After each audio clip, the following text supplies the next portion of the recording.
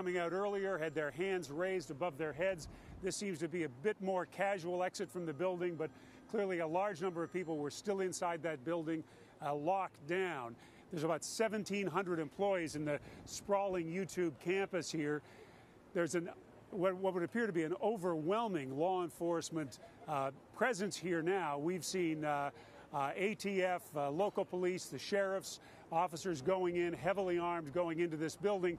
At the same time, up around at the door of the YouTube building, we can just see the front door of the YouTube building. The law enforcement that's there seems to be rather casual at this time, not looking for an active shooter. Doesn't appear to be. Well, you have seen in the buildings, in the windows up there, we've seen police officers, uniformed police officers, appearing to go door to door to clear the building, and that may be how more employees are coming out here as they clear more sections of this building, making sure they have all the wounded, making sure they don't have anyone else with a gun. As we saw earlier, we saw many employees coming up with their hands raised as they were coming out of this building.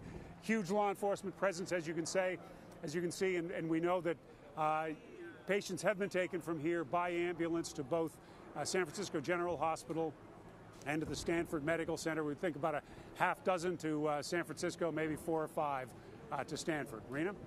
All right, John, thank you so much. Just remarkable to see those people with their hands up behind you who just for the past few minutes have been coming down that street. Thank you very much for joining us, John. We'll check back with you this afternoon as well. I want to bring in CBS News security analyst Paul Violas. He joins me by phone. Paul, as we heard from both Jamie and John Blackstone's reporting there, police still trying to sort of secure the perimeter. We saw behind John Blackstone, who was live there on the ground, just the stream of people coming out with their hands up. And you said that is an indication of something. Yes, most certainly, Rena. That is an indication that police know they do not have the shooter or shooters and the situation contained. So as you see people come up, police have to do this. As uncomfortable as the optic may be for our viewers, they have to do this because, as we saw in Parkland, Rena, and you and I both watched this, as we saw in Parkland, the shooter actually walked out with the students. So police are trained to make sure until the situation is entirely contained and the shooter and shooters have been mitigated, then not until then, can they let this situation go without having people hands up and patted down as they come out. I want to bring in also Ron Hosko, former assistant FBI director and CBS News security analyst. Ron, we've been following this now for a little over an hour at this point. What do you make of what we know right now? You know, Rena, the one piece of what seems to be encouraging news is we don't see the police or other people exfiltrating the building ducking for cover. We haven't heard additional shots, calls of shots fired. So with that, one would think that either this situation has stabilized inside, whether that is the subject concealing themselves while police hunt for them, whether the subject or police have neutralized this shooter, or whether the person has walked out with weapon or without. This situation seems to be stabilized just because there doesn't appear to be frantic activity, and we haven't heard any more shots or calls of shots fired. So that part is encouraging, but then the question is, do they know who this is, or is this a longer pursuit of somebody who actually did get away? What are the police doing? What do they know right now? Are they hunting the person outside of the perimeter because they know who it is? And I think Paul was talking about it before. Look, part of the job is, apart from hunting down an active shooter and neutralizing that threat, if they are outside of this perimeter, the part of the police work is to pull together all those little bits of tidbits of information that may lead to the identity, so that they can bring this person into custody. So we don't know how that's proceeding right now. Quite clearly, something bad has happened at this facility. Where we are hearing these reports of the injured, but right now we don't know what the end game is looking like. Is it suicide? Is it suicide by cop or exchange of gunfire with police inside and the situation's been neutralized? Or do we have somebody who's on the run and is very dangerous? And Ron, the fact that San Mateo County coroner is on the scene, what does that tell you? Well, that would suggest that typically if you have someone who has been fatally injured, even though it's not the police role to declare somebody deceased, very commonly you're going to keep that person in the state that they were found so that the coroner can come to the scene and declare somebody legally dead, and then law enforcement would be doing their evidence collection and documentation work. And so it could be that fatally injured victims are left in place for a period of time while the investigative work and certainly the work of the coroner moves forward. Paul, Ron Hosko joining me now live by phone. Ron, thank you so very much. I appreciate your time and for helping us sort this all out. I want to bring in now CBS News security analyst Paul Violas. He joins me now by phone. Paul, I just want to let our viewers know that San Bruno Police Chief Barberini will be making his statement at 5:30 p.m. Eastern. That's 2:30 Pacific time. It'll be not far from this area here. We're going to be carrying that live here on CBSN. We'll bring that to you. Coming from the White House spokesperson, Sarah Huckabee Sanders, she said that the president was briefed and they are monitoring the ongoing situation at San Bruno at this point. And as I mentioned to Paul, we were discussing the San Mateo coroner has said that they were, in fact, called to the scene. Paul, we're seeing the folks with their hands up in the air, a scene that we've been witnessing for the past hour or so. What do you make of what we know at this point? Well, what we know at this point is, and Ron brought that up, we're not hearing further shots, which is encouraging. But the other part is that they're moving the perimeter. So what that tells us is that there's still a significant amount of information that we simply don't know. Think of it this way, Rena, right? This is a huge building. I don't know the amount of square feet, but this is a huge building. Police need to clear this building. There are still souls inside that building, and there's a shooter or shooters that are unaccounted for. So they're going to have to methodically come through that building to clear the building, try to the very best they can, safely and expeditiously, make sure that they can identify the innocent souls that are in there. If there are injured parties, get those injured taken care of. At the same time, though, Rena, we are incorporating the use of artificial intelligence with the cameras so we can try to identify forensically any shooter or shooters that may have come into the building, to identify if there was weapons brought in. That's what they're looking at right now, and also to see how they got on the campus, if they can ascertain that. All of this information is going all at the same time. You've got 3 different agencies. You've got a command center, and they're communicating with each other. That's what we're looking at right now. Police are going to start to continue to move through that building. At the same time, try to get eyes inside that building so they can identify and mitigate the shooter or shooters at large right now. Again, we're monitoring the situation. Active shooter at YouTube headquarters. We're standing by. In the next 5 minutes, we do expect the police chief of San Bruno to come out and tell us what exactly they know, whether the situation is contained, if there were any fatalities, in fact. We are waiting to hear from them. We expect that to start any moment now, and we'll bring that to you live just as soon as it begins. I want to take you now to our coverage from our San Francisco station, KPIX. That we've heard coming from this area confirmed, because at last word there was an active shooter on campus. So the hope is at least that this police chief can confirm that that is no longer the case, that this person or persons has been neutralized. And as soon as all of this happened, of course, people took to social media to report what they were seeing. Let's take a look. A lot of breath. We're going for a walk. Gunfire at YouTube. I've been calling 911. It's hella busy.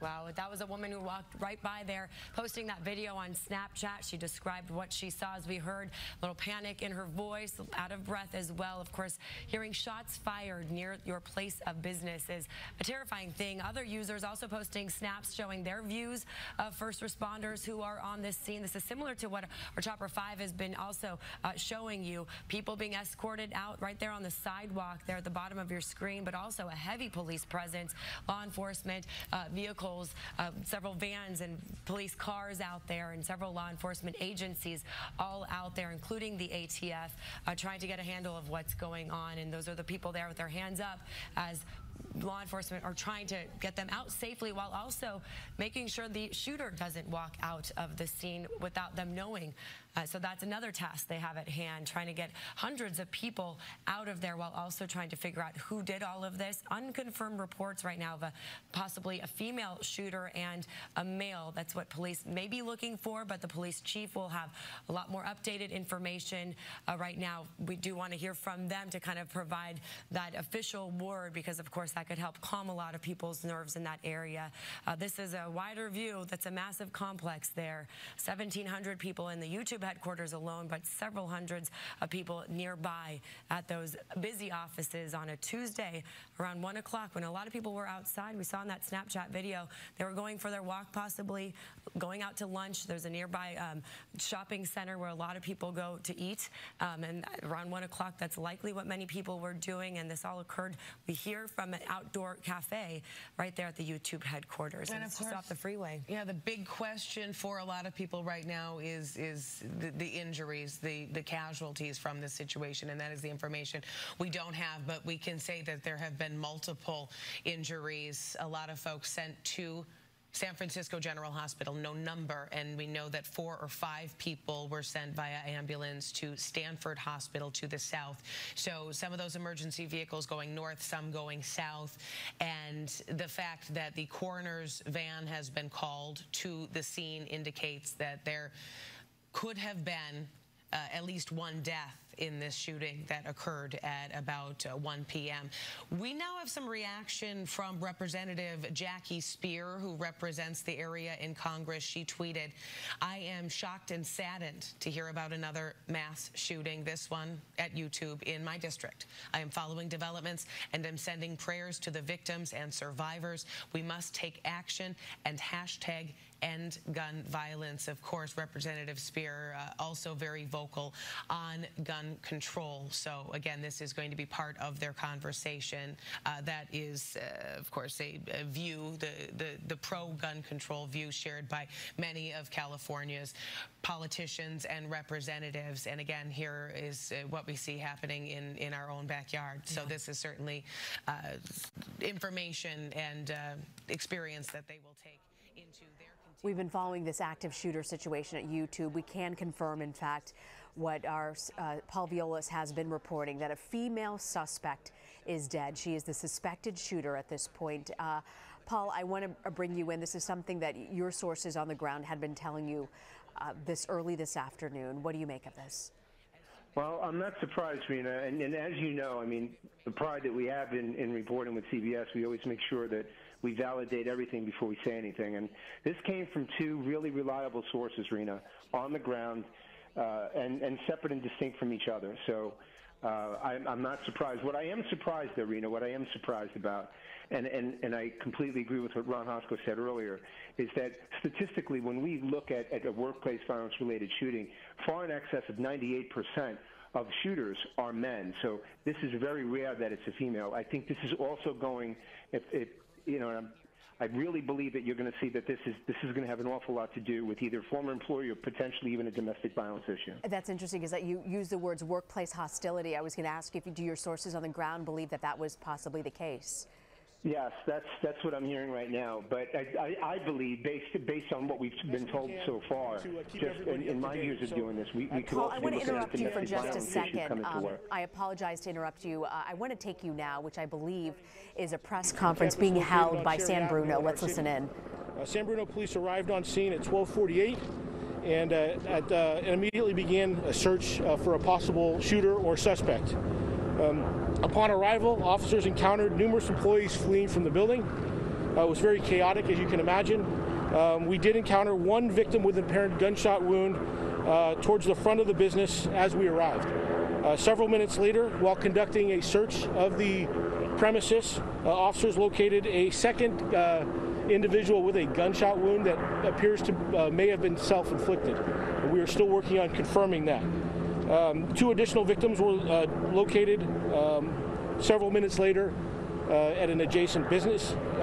The extent of all of the injuries of our victims are unknown right now. They were all transported for emergency medical care, but they are all unknown. So if I missed that, we have 4 victims who have all been transported for gunshot-related injuries, and we have 1 subject who's deceased inside the building with a self-inflicted wound that at this time we believe to be the shooter, but we're still following up on that. Multiple law enforcement agencies have responded to assist. We're very grateful for everyone's help and assistance. We could not have responded and accomplished this without everybody's help. This is an active event and an active investigation, and numerous law enforcement personnel from numerous different local agencies are still conducting a search of the business just to make sure that that it is clear. We conducted a quick, immediate search of the premises when the first officers arrived as pursuant to our active shooter protocol, and after that search was concluded, now we're going through with a methodical, slow search just to make sure that we cover all the bases. That's all I have for you at this time. We hope to have something a little later. I cannot give you, I cannot give you the time of the next press update, but we'll put that out as soon as we have that information. I'm sorry?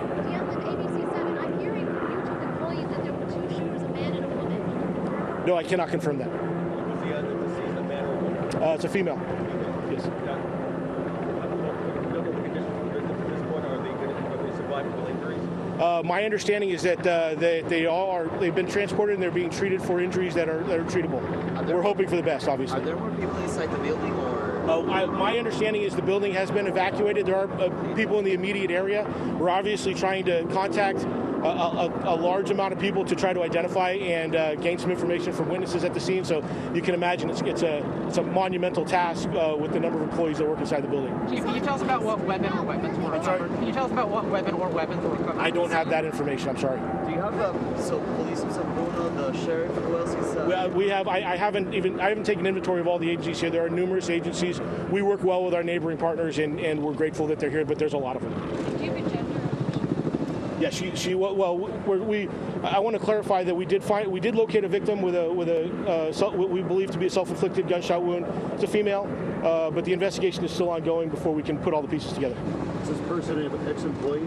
I don't have any information regarding that. Are you looking for another shooter? We are clearing the building and searching the building in a slow, methodical manner like we would do anyway. So we haven't eliminated that possibility, but we have no information to suggest that there's somebody else in there that we're looking for. Where are the employees now? We saw them walking down the street. Yeah, a lot of employees self-evacuated, as you can imagine. We've identified a group that we want to talk to, and we have staging areas where our detectives are reaching out to them and interviewing them. So we're trying to do as orderly as we can, but a lot of people, pretty hectic scenario. So it's a task. About how many people had to be evacuated? That are there now besides the ones that you're identifying? No, I believe my understanding is that the building has been evacuated, so they're all outside of that building. Okay, how many people are you talking about here? Several hundred, or a few hundred. I'm sorry, a few hundred. It was my understanding. In what floor was she? I don't know. And was a boyfriend there? That's what. Oh, I have no idea. I have no idea. I don't know the circumstances surrounding this. And it was only one shooter. I don't want to eliminate any possibility. I don't know any of that for sure. Like I said, this is still active. We're still investigating this as I'm speaking to you. So there's a lot of things that I just simply don't know right now. Is it sure that the shots started in the courtyard? Do you know anything? I don't have that information. All right. I will try to get you an update as soon as we can once we know more. But I think that I've given you almost everything that we know at this point, so I appreciate it. For the next police conference? Yeah, when we know, I don't want to give you a time because I may not have a lot for you. So when we can identify a time that's appropriate to come back and update you again, we'll do that immediately. How will you put that information? We'll probably put that out through our media list and through social media. Sorry, Chief. We understand from one employee that police had to borrow badges in order to access parts of the building. Did you have any trouble getting where you needed I don't to go? have any information regarding that right now. Is there a problem with security at YouTube? We've heard there's not even metal detectors. We're not even at that point yet. We're still trying to address the situation in front of us. Okay, I will get you some more information in a few minutes. Are there employees of YouTube? I don't know. I have not. They've not been identified. So that's all I have. And again, I'll get back to you as soon as I can. Thank you. San Bruno police there giving us an update on the situation, confirming that 4 victims were removed from the scene, and in fact that the suspect is dead. The suspected shooter is dead. CBS News has confirmed that the suspected shooter is female. Police did say that there was one of those victims did have a self-inflicted gunshot wound, and that victim is female. I want to bring in CBS News security analyst Paul Violas, who joins us by phone. Paul, you were talking earlier that this seemed to you to be potentially a workplace hostility type situation. Tell me a little bit more about that. It certainly appears that way, based on what we've been told so far.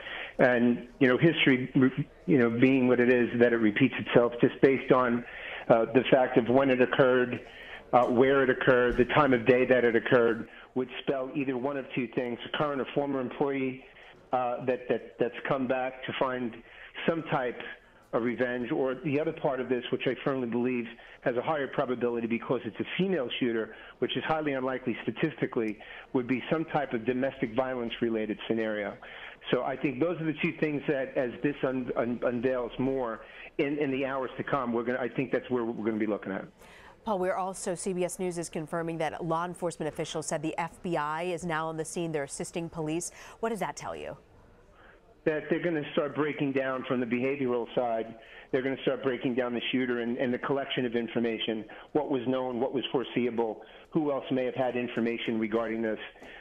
Just from the behavioral investigative forensic side, I believe the FBI's experience will be brought to bear at this with the Sheriff's Department, which to the point here really shows the collaboration that's used and that's needed for an incident such as this. Yeah, and you make a good point about those resources and how important that is. Paul, why do you think it is that overwhelmingly, it is always a male shooter? I can tell you, Rena, I've been doing this for 38 years, and I can tell you unequivocally, it's just the way that from a behavioral side, the way men and women think. And women, believe it or not, are much more rational, and they don't hesitate to seek others to resolve conflict. Men are much more spontaneous and impetuous and feel that they need to resolve it themselves, and I think that male ego kicks in far more often, and that's why you'll find, I truly believe that correlates right into why we find far more men, perpetrating acts of violence like this than we do women. Fascinating take, Paul. If you could stick with us for a second, I want to bring in CBS News correspondent Jamie Yuccas from Los Angeles. Jamie, what more do we know? Rena, I want to go ahead and talk to you a little bit about what you two were just discussing. We dug into some information to see how many female shooters have been involved in mass shootings. In 2006, an ex-postal worker had a history of mental illness, killed 6 other postal workers in New Mexico. In 2014, there was a 44-year-old woman who opened fire on a tribal meeting, a Native American tribal meeting, killing 4 people there. And as you may remember, here in California, there was San Bernardino back in December of 2015, where one of the suspects in that shooting was female. She and her husband were on scene in San Bernardino for that shooting. So it is very rare. We dug into the statistics there for you that according to Mother Jones magazine, who's kept a database on active shooters and mass shootings since 1980. The information we know at this point is a lot of what you have been reporting there. We were listening to the press conference that the police chief, Ed Barini, gave in San Bruno just a short time ago, that numerous employees started streaming out the minute that his deputies got on scene there. His officers immediately encountered at least one victim as soon as they walked in the door. We now know that 3 other victims were also transported to the hospitals, a total of 4 victims.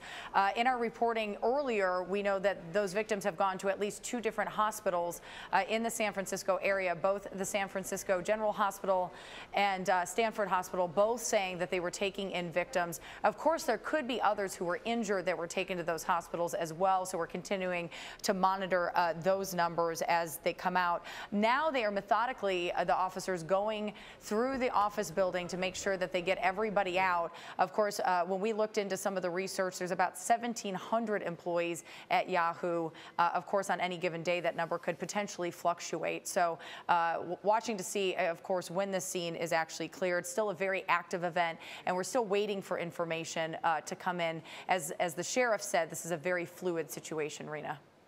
Jamie Yuccas, thank you so much, Jamie, for that fascinating take on those numbers. I want to take you now to our San Francisco station, KPIX, who's following this entire aftermath.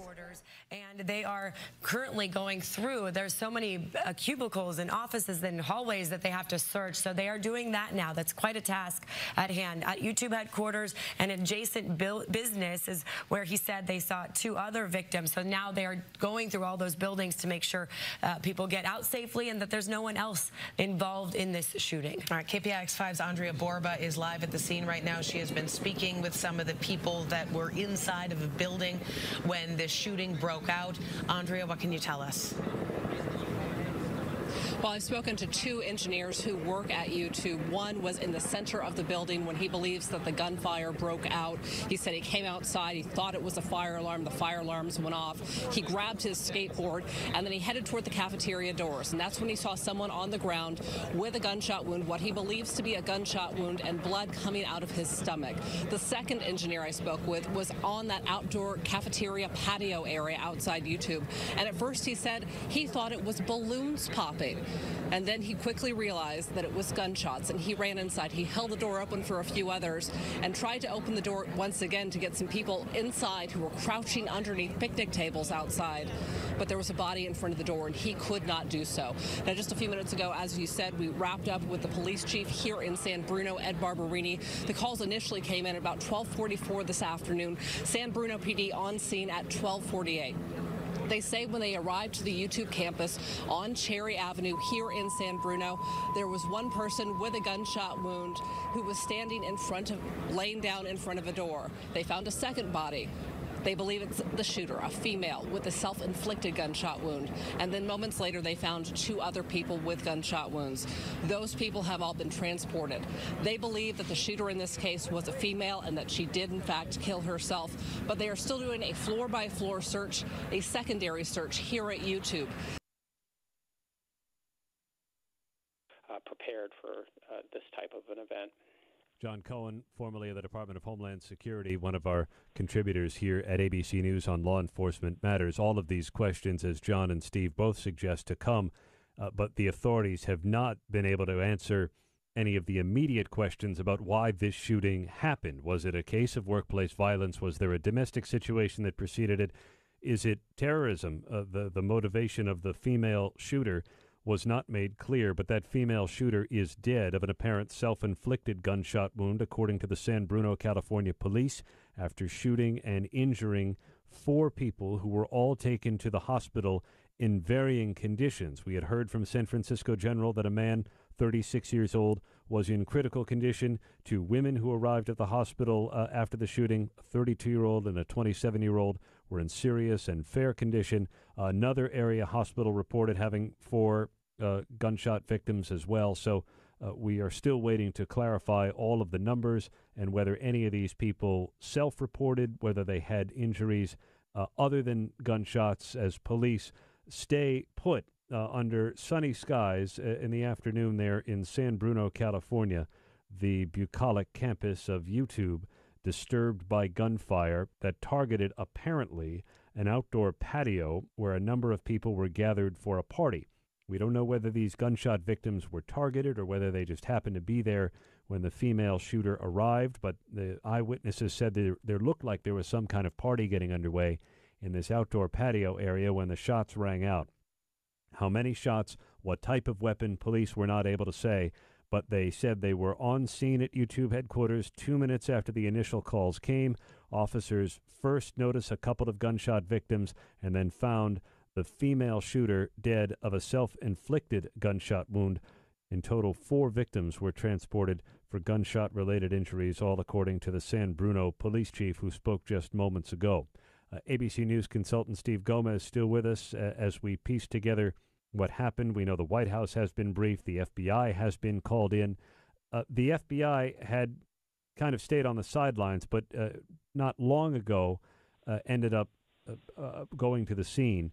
That doesn't tell us anything in and of itself, but it does suggest that there may be more to this than less, if that makes any sense, Steve.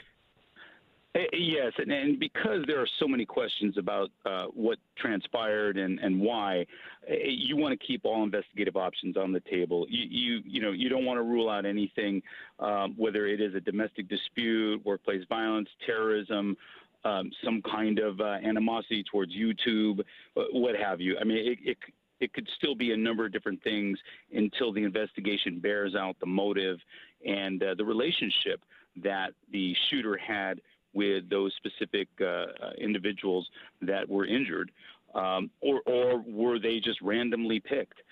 Those are some of the questions that have to be answered. And you don't ever want to hone in on any particular path of the investigation. I mean, until you start to have facts and circumstances that take you to a path that you can prove, whether it's, something that's going to go to court. In this case, it looks like the shooter is dead, or you just want to be able to establish what truly happened for everybody involved. So that's something that the investigation will bear out. And that is Steve Gomez, formerly of the FBI and now an ABC News consultant on law enforcement matters, after San Bruno's police chief, Ed Barberini, said that information on what's happening, and I've just been blowing up with requests from my family and my friends, trying to see if I've been all right. There was one person I believed worked in the facility who actually witnessed the shooting, and I actually have his interview on my phone. Oh, I'll try and get that from you in a little bit, unless you want to. Would you like to pull that up now? Do you have a moment?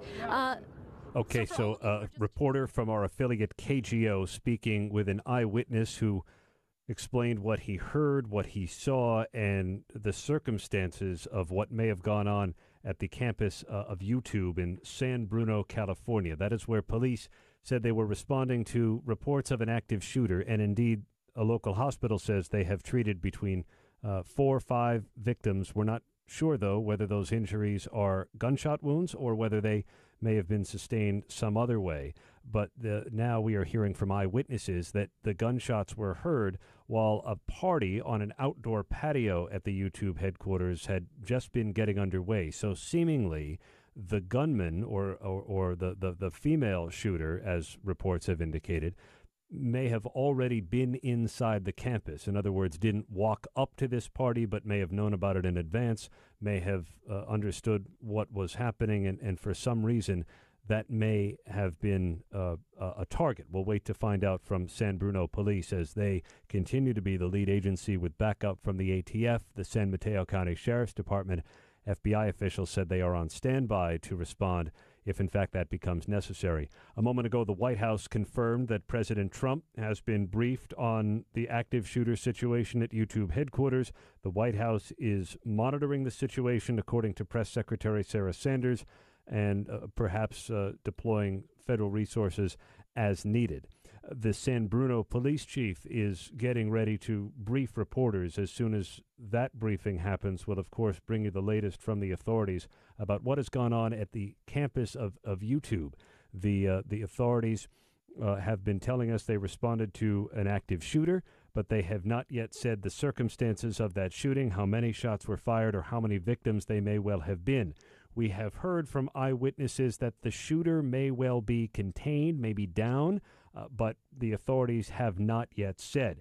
Let's hear some more eyewitness accounts from the scene, speaking to our affiliate KGO. Do you work at YouTube? These are all YouTube? Yeah. Did you see what happened? I didn't see, but I heard like running. I heard a shot. I didn't see You heard it. the shots? Yeah. Where did this happen? In the cafeteria area, from what we understand?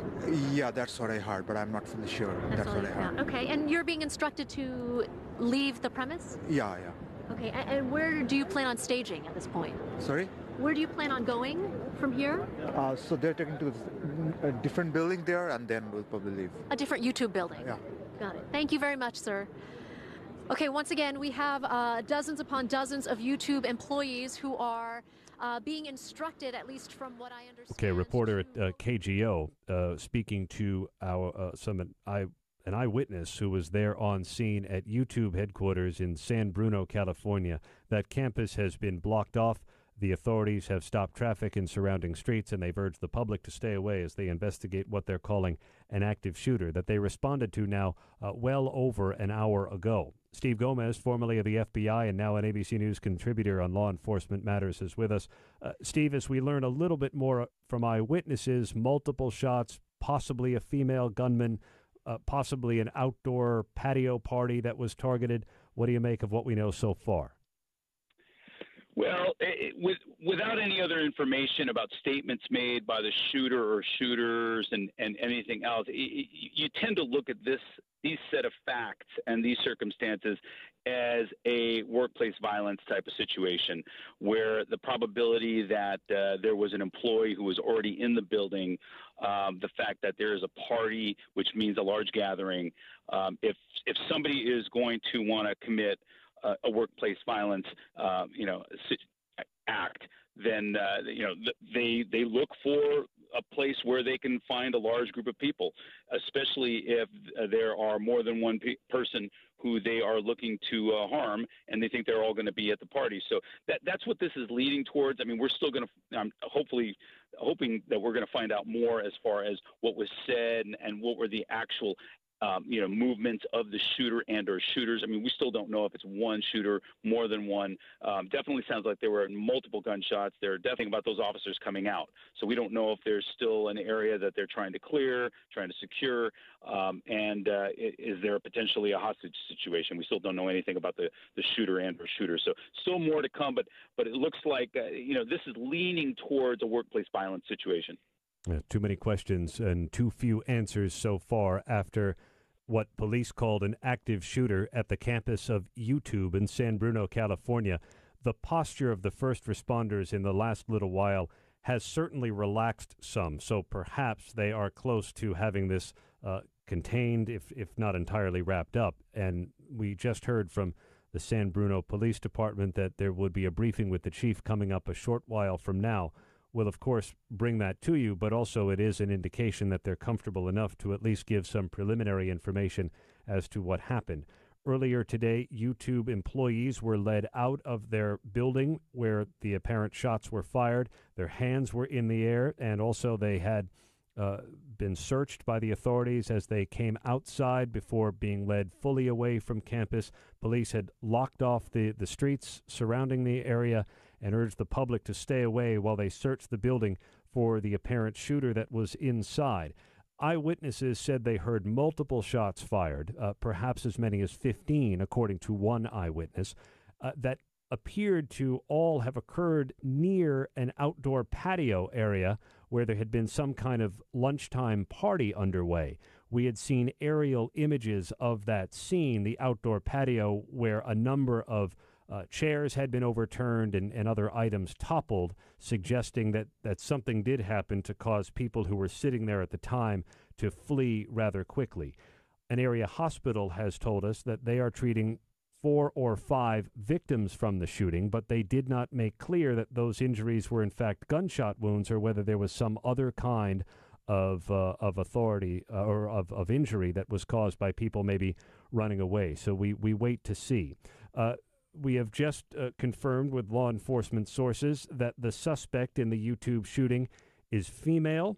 The suspect in the YouTube shooting is female. It is not immediately clear, though, whether she is in custody, dead, alive, contained, not. The authorities just have not yet said. But clearly a lot of shaken nerves at YouTube headquarters where shots were fired, according to eyewitnesses, and police said they were responding to an active shooting and shut down the area in San Bruno, California, as they try to bring this to a close. John Cohen, another ABC News consultant, formerly at the Department of Homeland Security, that the gunman was female seems to be unusual in this kind of scenario, but not unheard of. It's not unheard of, but it is, as you pointed out, unusual. The Secret Service, the United States Secret Service, just released a report last week, I believe, where they looked at 28 of the most recent active shooter situations, and they broke down the information regarding the suspects in those situations, and 100% of the suspects were male. So this would be somewhat of a departure from what we have been seeing lately. But again, it's not something that's completely unheard of. John, as you have learned with us the scant information we have about what's gone on there in San Bruno, California at the YouTube headquarters, what do you make of this? Is this workplace violence? Is this something more? Well, we don't know yet. The first thing that law enforcement is going to do in a situation like this is enter the location, locate the shooter or shooters, and stop them from shooting. Then the second step will be two things simultaneously: begin to clear the building to make sure there's no other shooters, and then begin treating the people who are injured.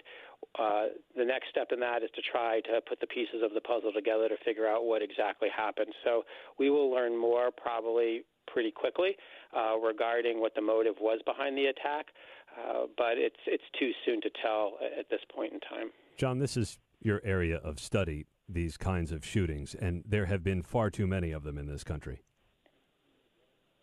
That's absolutely right. And in many respects, as we've talked about in the past, part of the problem is that we aren't refocusing our efforts from a prevention perspective to pick up on the people who are preparing to conduct these types of attacks and stop them from doing so. It means that people in the community need to think about this problem a little bit differently, but more importantly, law enforcement and mental health professionals need to begin thinking about this problem more or differently.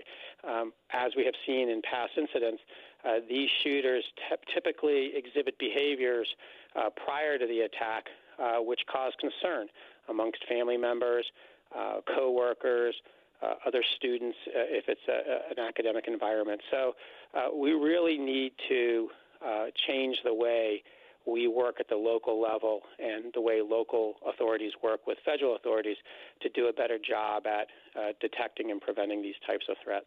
John Cohen, formerly of the Department of Homeland Security and now an ABC News contributor on these law enforcement matters. Local and federal authorities at the moment are focused squarely on San Bruno, California, and trying to determine what happened when a female gunman, we're told, walked into YouTube headquarters and opened fire.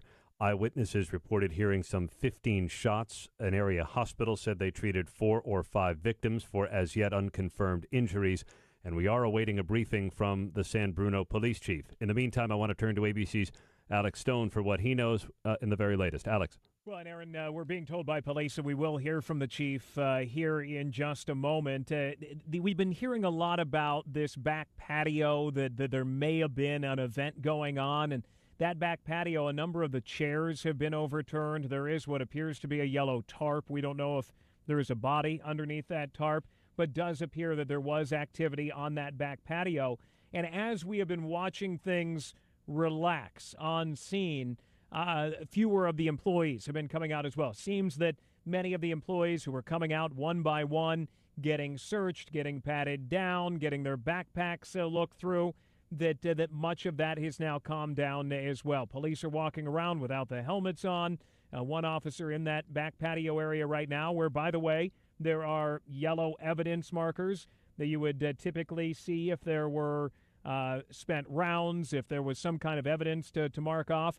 There's one officer very casually right now walking through that area, no gun across his chest, no helmet on, that very clearly it seems the threat, at least outside of the building, has subsided. But we should hear more from the chief here in just a moment. We'll look forward to that. ABC's Alex Stone following developments with us out of San Bruno, California, where a female shooter from campus, as Alex notes, and right in line with what eyewitnesses have told us, that there was some kind of party going on around lunchtime at an outdoor patio where the tables and chairs have all been overturned and where this shooting may have started. It is not immediately clear the circumstances of the female shooter, whether she is dead, alive, captured, or not, but the posture of the authorities has certainly relaxed, and the police chief in San Bruno, California, is expected to soon brief reporters from the scene, and we'll await those details. The FBI has now responded to this scene, as has the ATF, joining San Bruno Police and the San Mateo, California Sheriff's Department as the main authorities on scene, along with California Highway Patrol. I don't know the conditions of the people we expect. At 3:30 this afternoon, we're going to convene again. I'll bring a trauma surgeon from our trauma practice here to explain in greater depth what the injuries are and what the conditions of the patients are. Okay, San Francisco General Hospital with a briefing now. Brent Andrew. Brent, I just got here. Can you Yeah, no please worries. recap? Sure. First, we've received 3 patients, 2 females and a male. The females are one is in serious condition, one's in fair condition. The male is in critical condition. Okay, that's all you have. Their ages one more time? Females are 32 and 27. The male One is serious 32 yes, and one fair 27. 27, yes, and the critical male critical, 36. 36. Brent, I'm going to take a picture of your page because I don't have a notebook. Okay, so at San Francisco General Hospital, the report is 3 patients, 2 women, 32 and 27. The 32-year-old's in serious condition. The 27-year-old woman's in fair condition.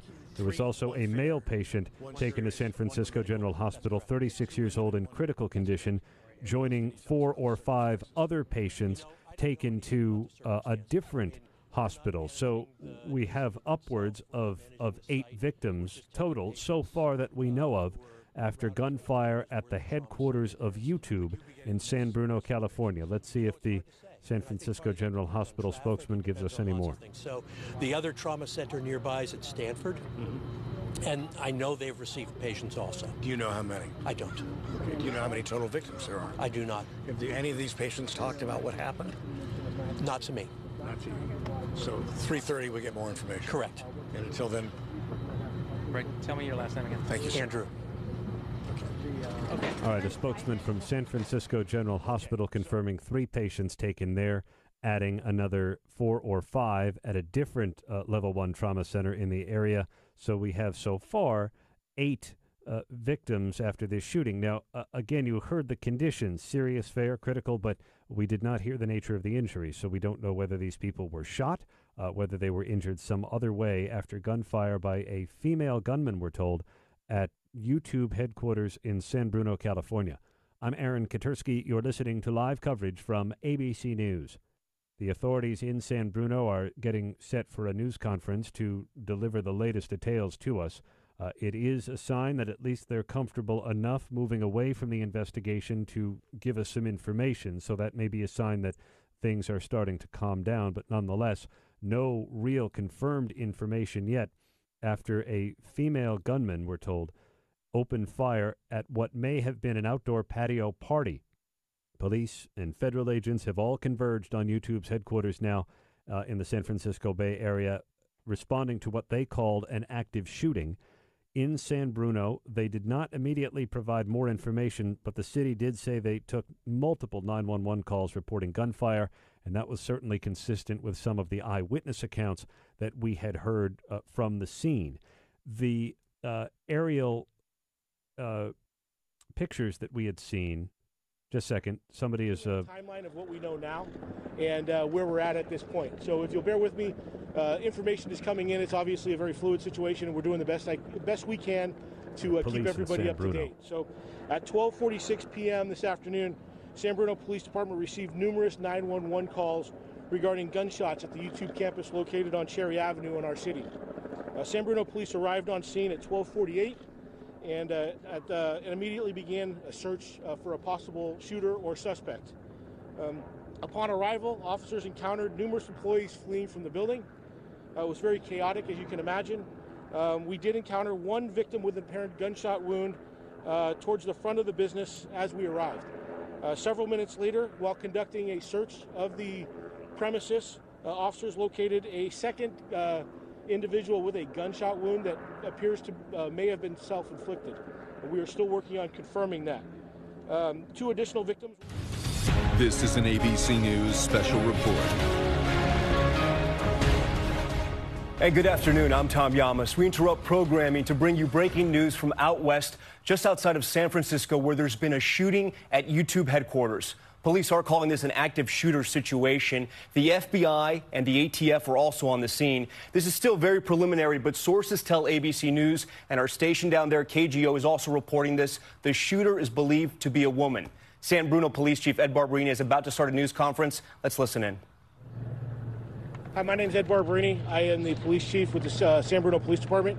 And what I'd like to do is just give you a quick briefing and a timeline of what we know now and where we're at this point. So if you'll bear with me, information is coming in. It's obviously a very fluid situation, and we're doing the best we can to keep everybody up to date. So at 12:46 p.m. this afternoon, San Bruno Police Department received numerous 911 calls regarding gunshots at the YouTube campus located on Cherry Avenue in our city. San Bruno Police arrived on scene at 12:48 and immediately began a search for a possible shooter or suspect. Upon arrival, officers encountered numerous employees fleeing from the building. It was very chaotic, as you can imagine. We did encounter one victim with an apparent gunshot wound towards the front of the business as we arrived. Several minutes later, while conducting a search of the premises, officers located a second individual with a gunshot wound that appears to may have been self-inflicted. We are still working on confirming that. Two additional victims were located several minutes later at an adjacent business. The extent of all of the injuries of our victims are unknown right now. They were all transported for emergency medical care, but they are all unknown. So if I missed that, we have 4 victims who have all been transported for gunshot-related injuries, and we have one subject who's deceased inside the building with a self-inflicted wound that at this time we believe to be the shooter, but we're still following up on that. Multiple law enforcement agencies have responded to assist. We're very grateful for everyone's help and assistance. We could not have responded and accomplished this without everybody's help. This is an active event and an active investigation, and numerous law enforcement personnel from numerous different local agencies are still conducting a search of the business just to make sure that that it is clear. We conducted a quick, immediate search of the premises when the first officers arrived as pursuant to our active shooter protocol. And after that search was concluded, now we're going through with a methodical, slow search just to make sure that we cover all the bases. That's all I have for you at this time. We hope to have something a little later. I cannot give you the time of the next press update, but we'll put that out as soon as we have that information. I'm sorry?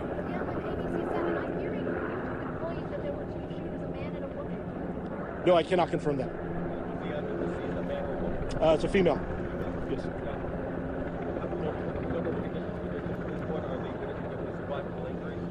My understanding is that they've been transported and they're being treated for injuries that are treatable. We're hoping for the best, obviously. Are there more people inside the building, or? My understanding is the building has been evacuated. There are people in the immediate area. We're obviously trying to contact a large amount of people to try to identify and gain some information from witnesses at the scene. So you can imagine it's a monumental task with the number of employees that work inside the building. Can you tell us about what weapon or weapons? I'm sorry? Can you tell us about what weapon or weapons were coming? I don't have that information. I'm sorry. Do you have police in San Bruno, the sheriff, who else is? Well, we have. I haven't taken inventory of all the agencies here. There are numerous agencies. We work well with our neighboring partners, and we're grateful that they're here. But there's a lot of them. And do you have a gender of the shooter? Yeah, I want to clarify that we did locate a victim with what we believe to be a self-inflicted gunshot wound. It's a female, but the investigation is still ongoing before we can put all the pieces together. Is this person an ex-employee? I don't have any information regarding that. Are you looking for another shooter? We are clearing the building and searching the building in a slow, methodical manner like we would do anyway. So we haven't eliminated that possibility, but we have no information to suggest that there's somebody else in there that we're looking for. Where are the employees now? We saw them walking down the street. Yeah, a lot of employees self-evacuated, as you can imagine. We've identified a group that we want to talk to, and we have staging areas where our detectives are reaching out to them and interviewing them. So we're trying to do it as orderly as we can, but a lot of people, pretty hectic scenario. So it's a task. Do you know how many people had to be evacuated? That are with YouTube that are there now, besides the ones that you're identifying? No, I believe my understanding is that the building has been evacuated, so they're all outside of that building. Okay, how many people are you talking about here? Several hundred, a few hundred. I'm sorry, a few hundred. It was my understanding. In what floor was she? I don't know. And was her boyfriend there? That's what. Oh, I have no. I have no idea. I don't know the circumstances surrounding this. And it was only at one all. shooter.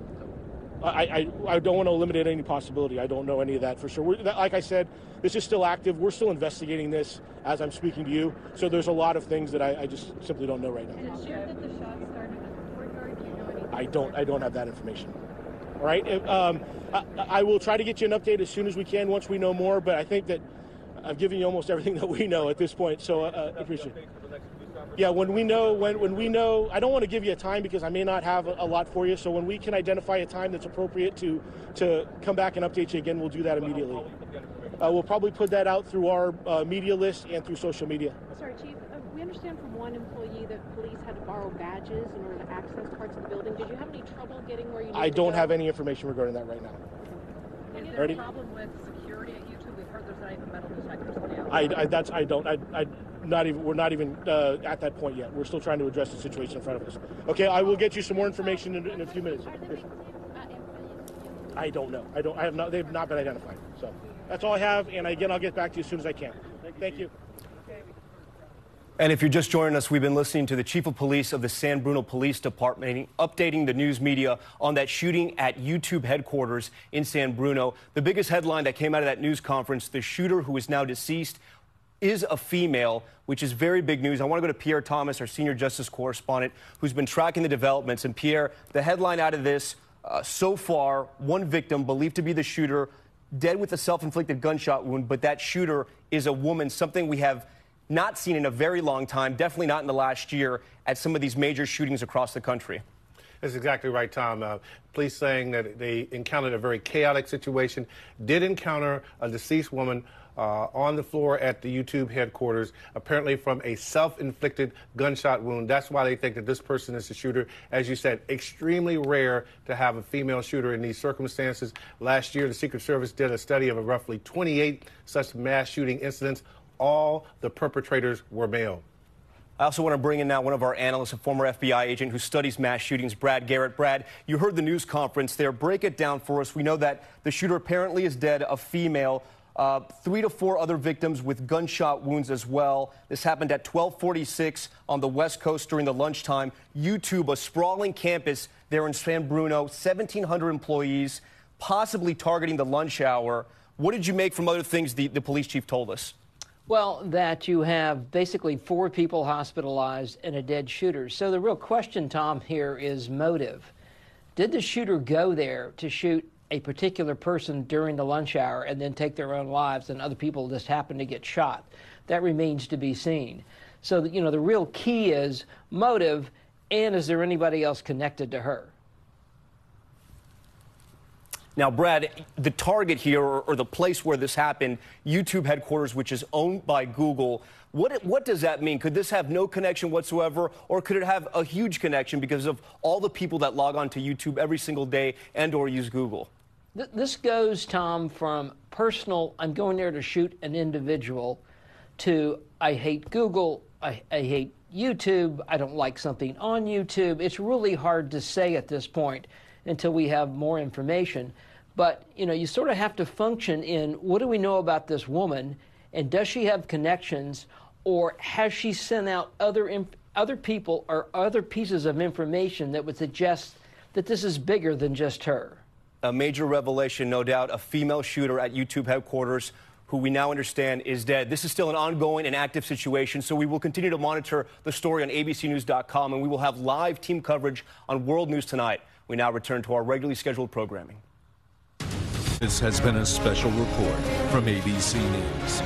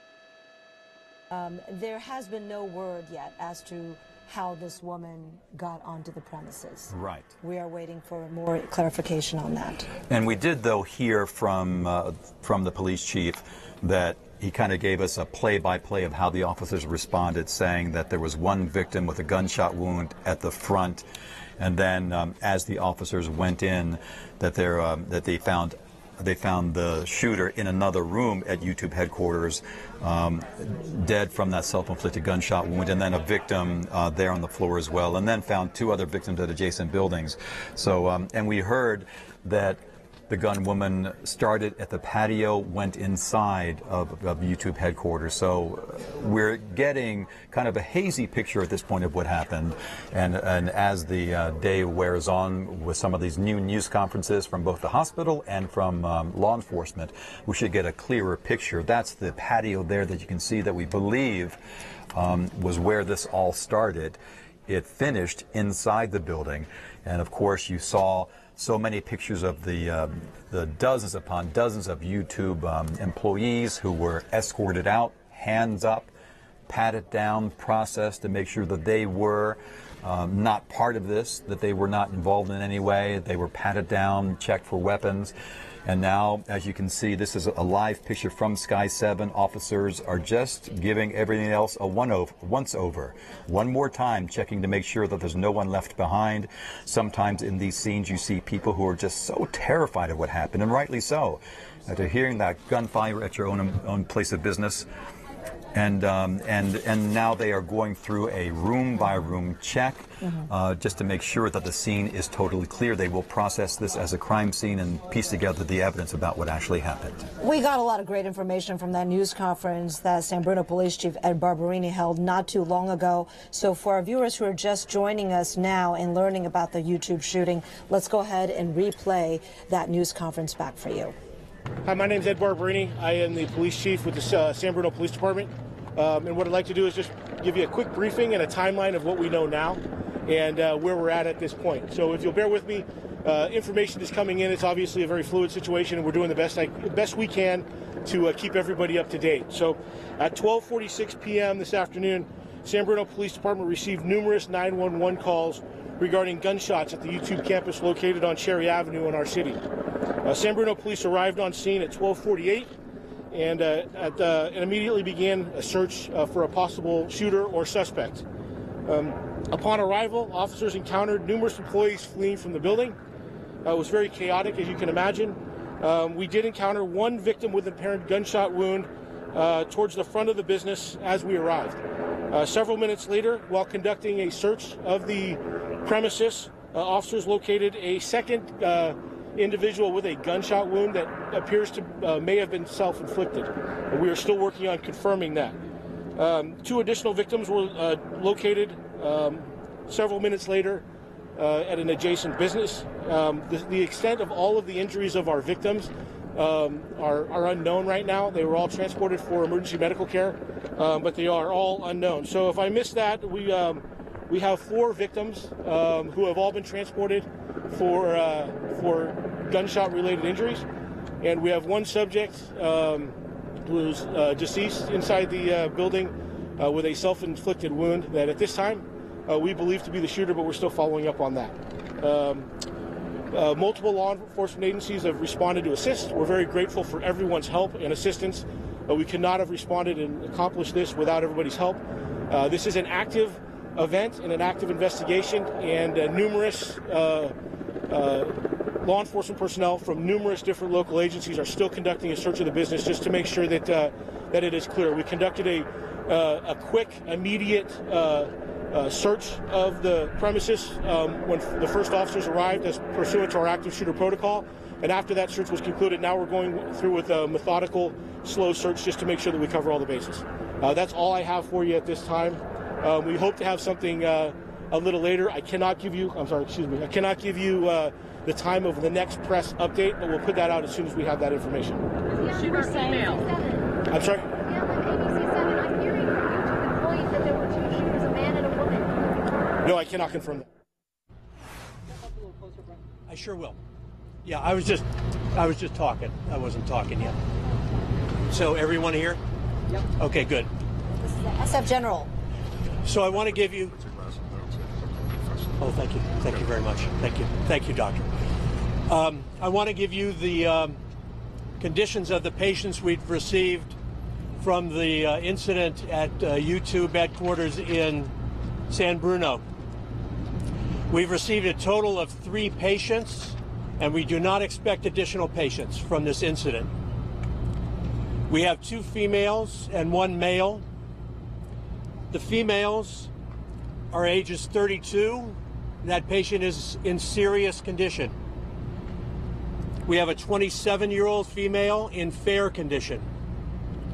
And we have a 36-year-old male who is in critical condition. As I said, we do not expect additional patients from this incident. I will give you further updates tonight if there are significant updates to be given. If not, I will give you a full update tomorrow morning. The San Bruno Police Department, in partnership with YouTube, are setting up a family reunification center, and you can contact the San Bruno Police Department for information about that.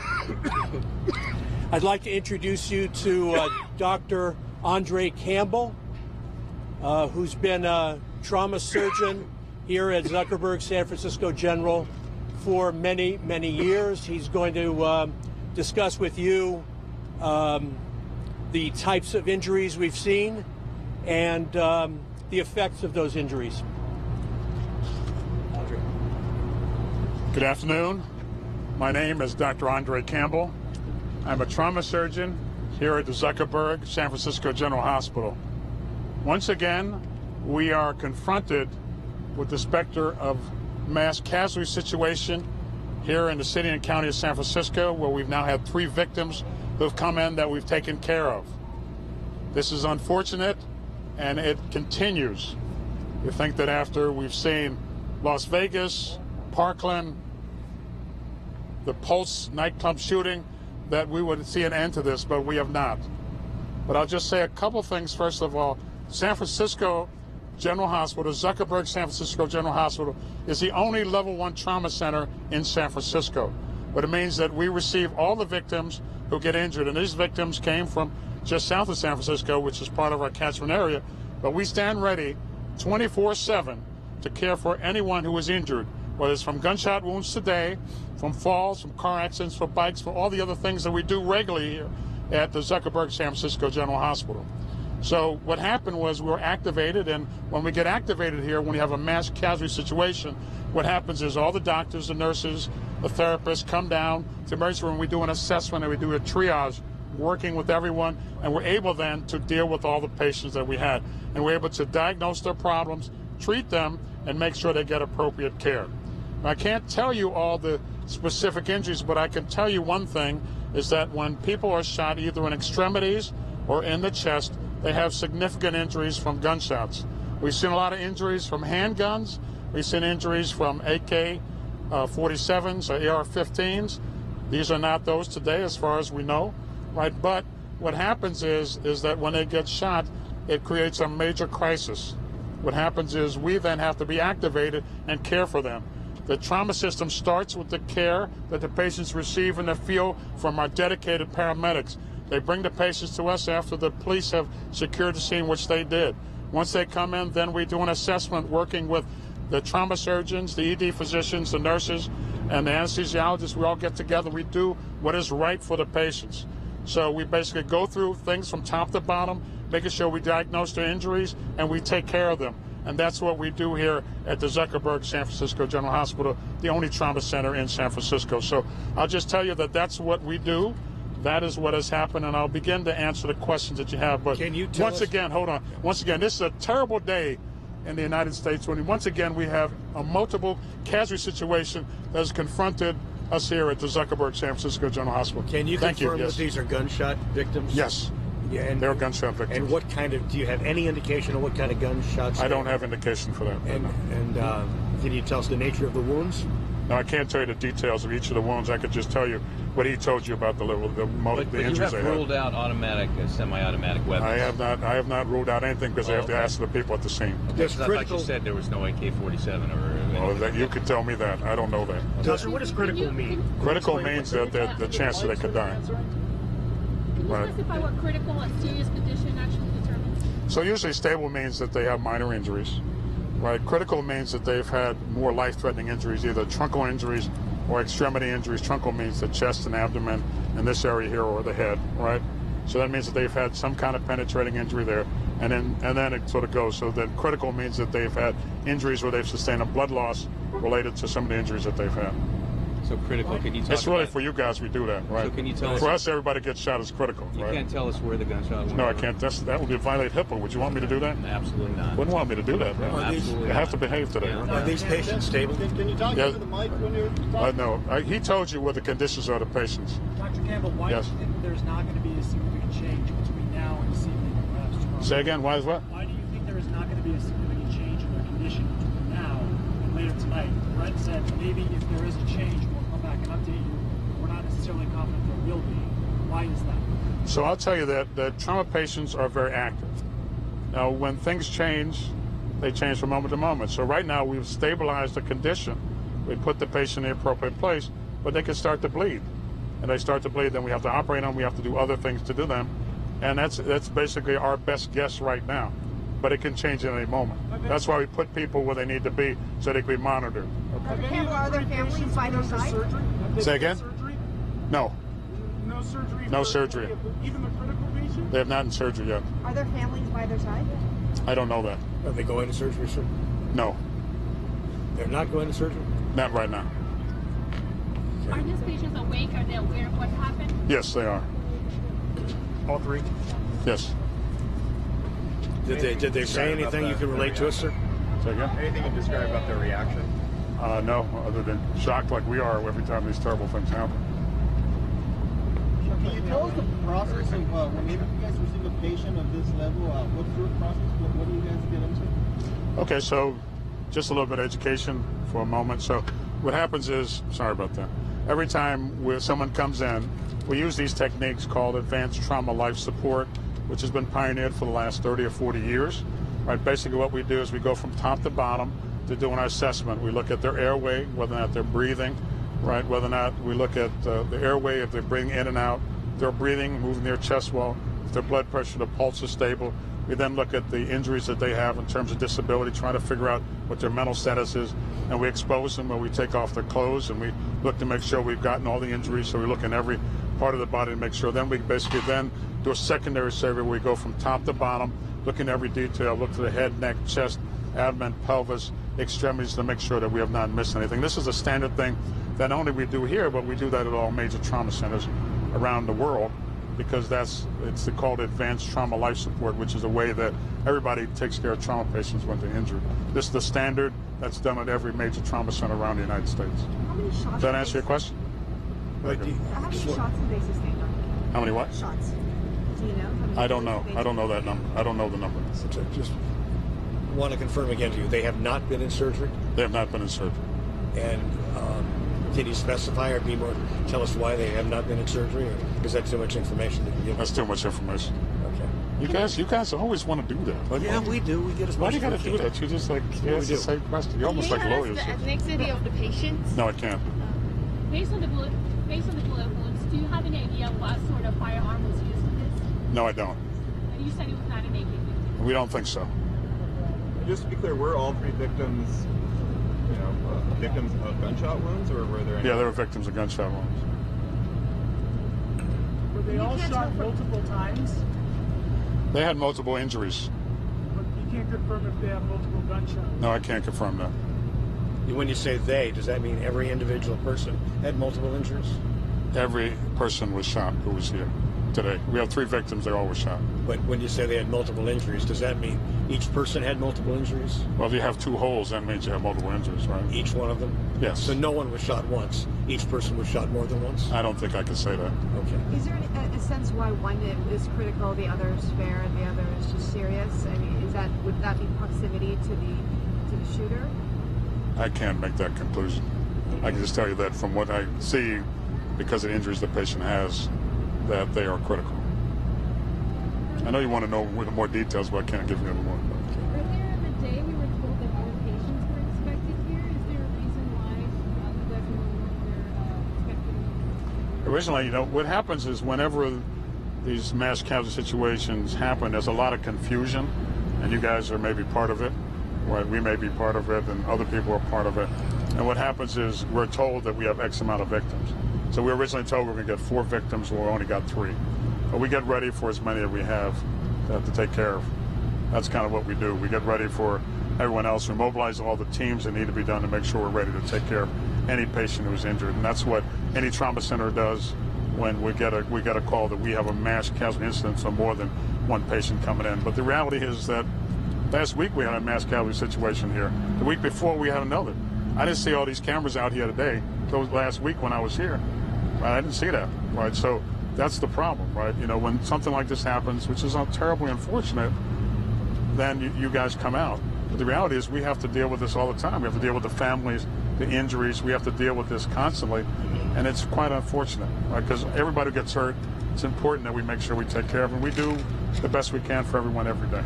Speaking of families, sir, are the families of the victims here? I don't know that. Is the emergency area still under lockdown? Do you know that part? It is. It's still under lockdown. How long will it remain that way? Not long. Do you expect that to change within the hour? We'll let you know. Yeah. I'll let you know. I honestly can't speculate about that. So maybe 1 or 2 more questions. Yes. Is it possible that any of your future patients might be going into surgery anytime soon today? I can't speculate on that, but I could say that if they need it, we'll do it. Right now, we don't have to do it. Doctor, when you say this happens all the time, you don't usually see us out here. Are you referring to gun violence happens all the time? Now I'm talking about you, the press. Right. Gun violence happens every day throughout the United States. Happens here in San Francisco, happens in the Bay Area, happens all over the country. Right, but I don't see you guys out here because I'd like to make sure that people know that we got a serious problem that we need to address. I don't have all the answers, but I could say that at least we're having a discussion about it nationally, I think, which is a good thing. But this is a real problem. What's it like dealing with this every day? It's hard. Okay. But we got to go. Stop there. Again, if there are significant changes tonight, I will outreach to the media and let you know about the changes. Otherwise, you can expect to hear from me tomorrow morning when I will give you a complete detail of our status tomorrow morning. These victims expected to stay overnight, all 3? I can't speculate on that. Okay? Doctor? Yes. Yeah. We're going to want more than that. These patients will all be here overnight? I can't answer that either. Yeah. But I want to thank you all for coming and thank you for answering questions, and I hope we're able to help you. I know there's some things that we couldn't answer satisfactorily for you, but we did as best we could. Thank you for your time. So you see there, that's Dr. Andre Campbell, a trauma surgeon at SF General. You'll have to excuse his humor at a time like this. I mean, clearly it's very sensitive, but this is a guy who sees incidents every single day. He's dealing with trauma at SF General all the time, and it's interesting that throughout this news conference between him and Brent Andrews, they confirmed that they are treating 3 victims, all with gunshot wounds. They did confirm some with multiple injuries. A 32-year-old female in serious condition with gunshot wounds, a 27-year-old female in fair condition with gunshot wounds, and a 36-year-old male in critical condition. Now, one very telling thing, it was kind of a slip of the tongue, but Dr. Campbell said at one point it doesn't appear to be an AK-47 or an AR-15. So it appears from what he said, or at least what he knows at this point, that these were not wounds inflicted by a semi-automatic rifle. He was a little hesitant about coming right out to say it, citing Right. HIPAA, which is, of Right. course, the privacy law that protects victims or patients' privacy. But he did border on the political in saying this is a terrible day in America. Not that anybody would disagree with that. However, there was a passionate tone to what he was saying with regard to the guns and the shooting and the gun violence. And this is a man who deals with gun violence on a regular basis in the trauma center there at SF General, the only level 1 in San Francisco that handles these incidents. You know, when you talk about the politics, Kristen, I mean, we have received a statement from Senator Dianne Feinstein on the shooting at YouTube headquarters this afternoon. Yes, in fact, what she said is, my stomach sinks with every active shooter alert, and my thoughts and prayers are with the victims and families of today's shooting at YouTube headquarters. She goes on to say, we simply must take meaningful steps to stop these shootings and stem the tide of gun violence in our communities. We are a nation awash in guns. While we have just 4% of the world's population, we have 42% of the world's guns. Something must be done. You know, she makes the point that, you know, that we have become used to these scenes. We've become used to these aerial shots of whether it be a school or a business, these mass casualty events. We are used to these things happening. We're used to those scenes of the people with their hands over their head being patted down. And only in America, in Senator Feinstein's words, are people evacuating the scene of a shooting with their hands on their heads, a familiar sight. She has been a proponent of a ban on assault weapons, of course, most recently in February meeting with President Trump to try to get that point across and push that point.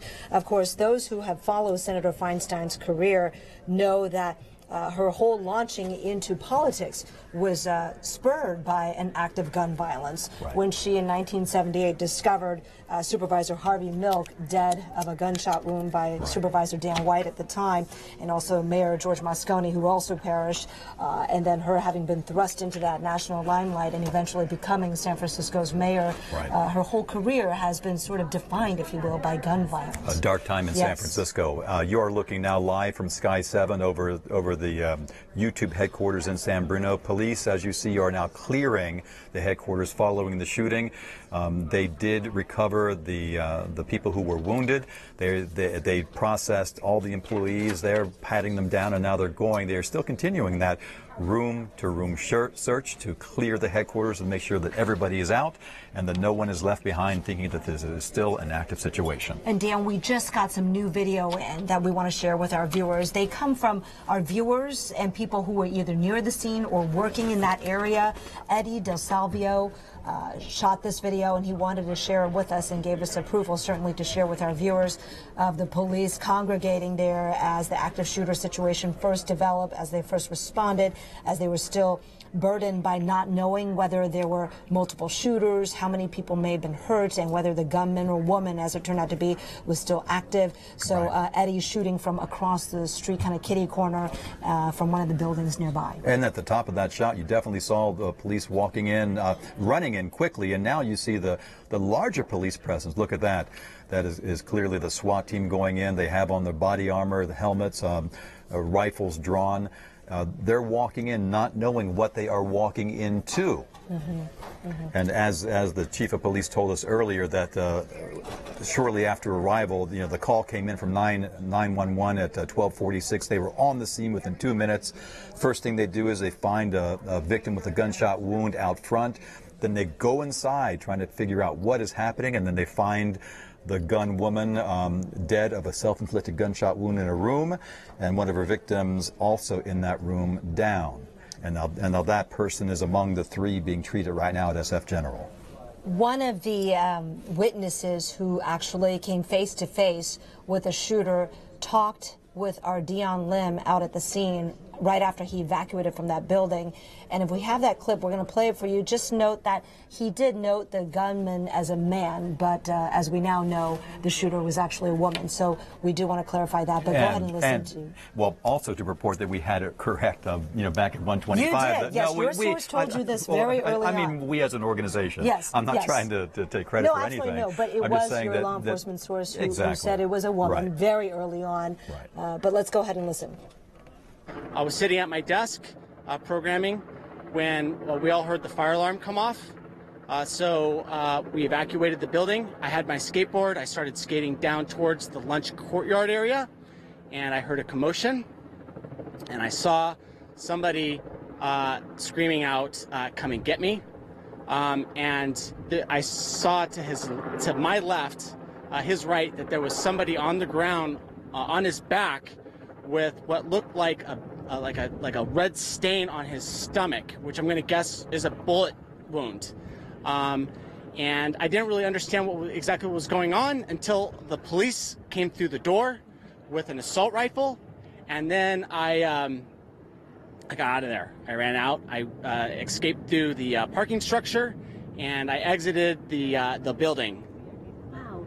I mean, what went through your head when you saw this? Because you see a man lying on the ground. Was there any shooter nearby? Paint me a picture of what went through your head.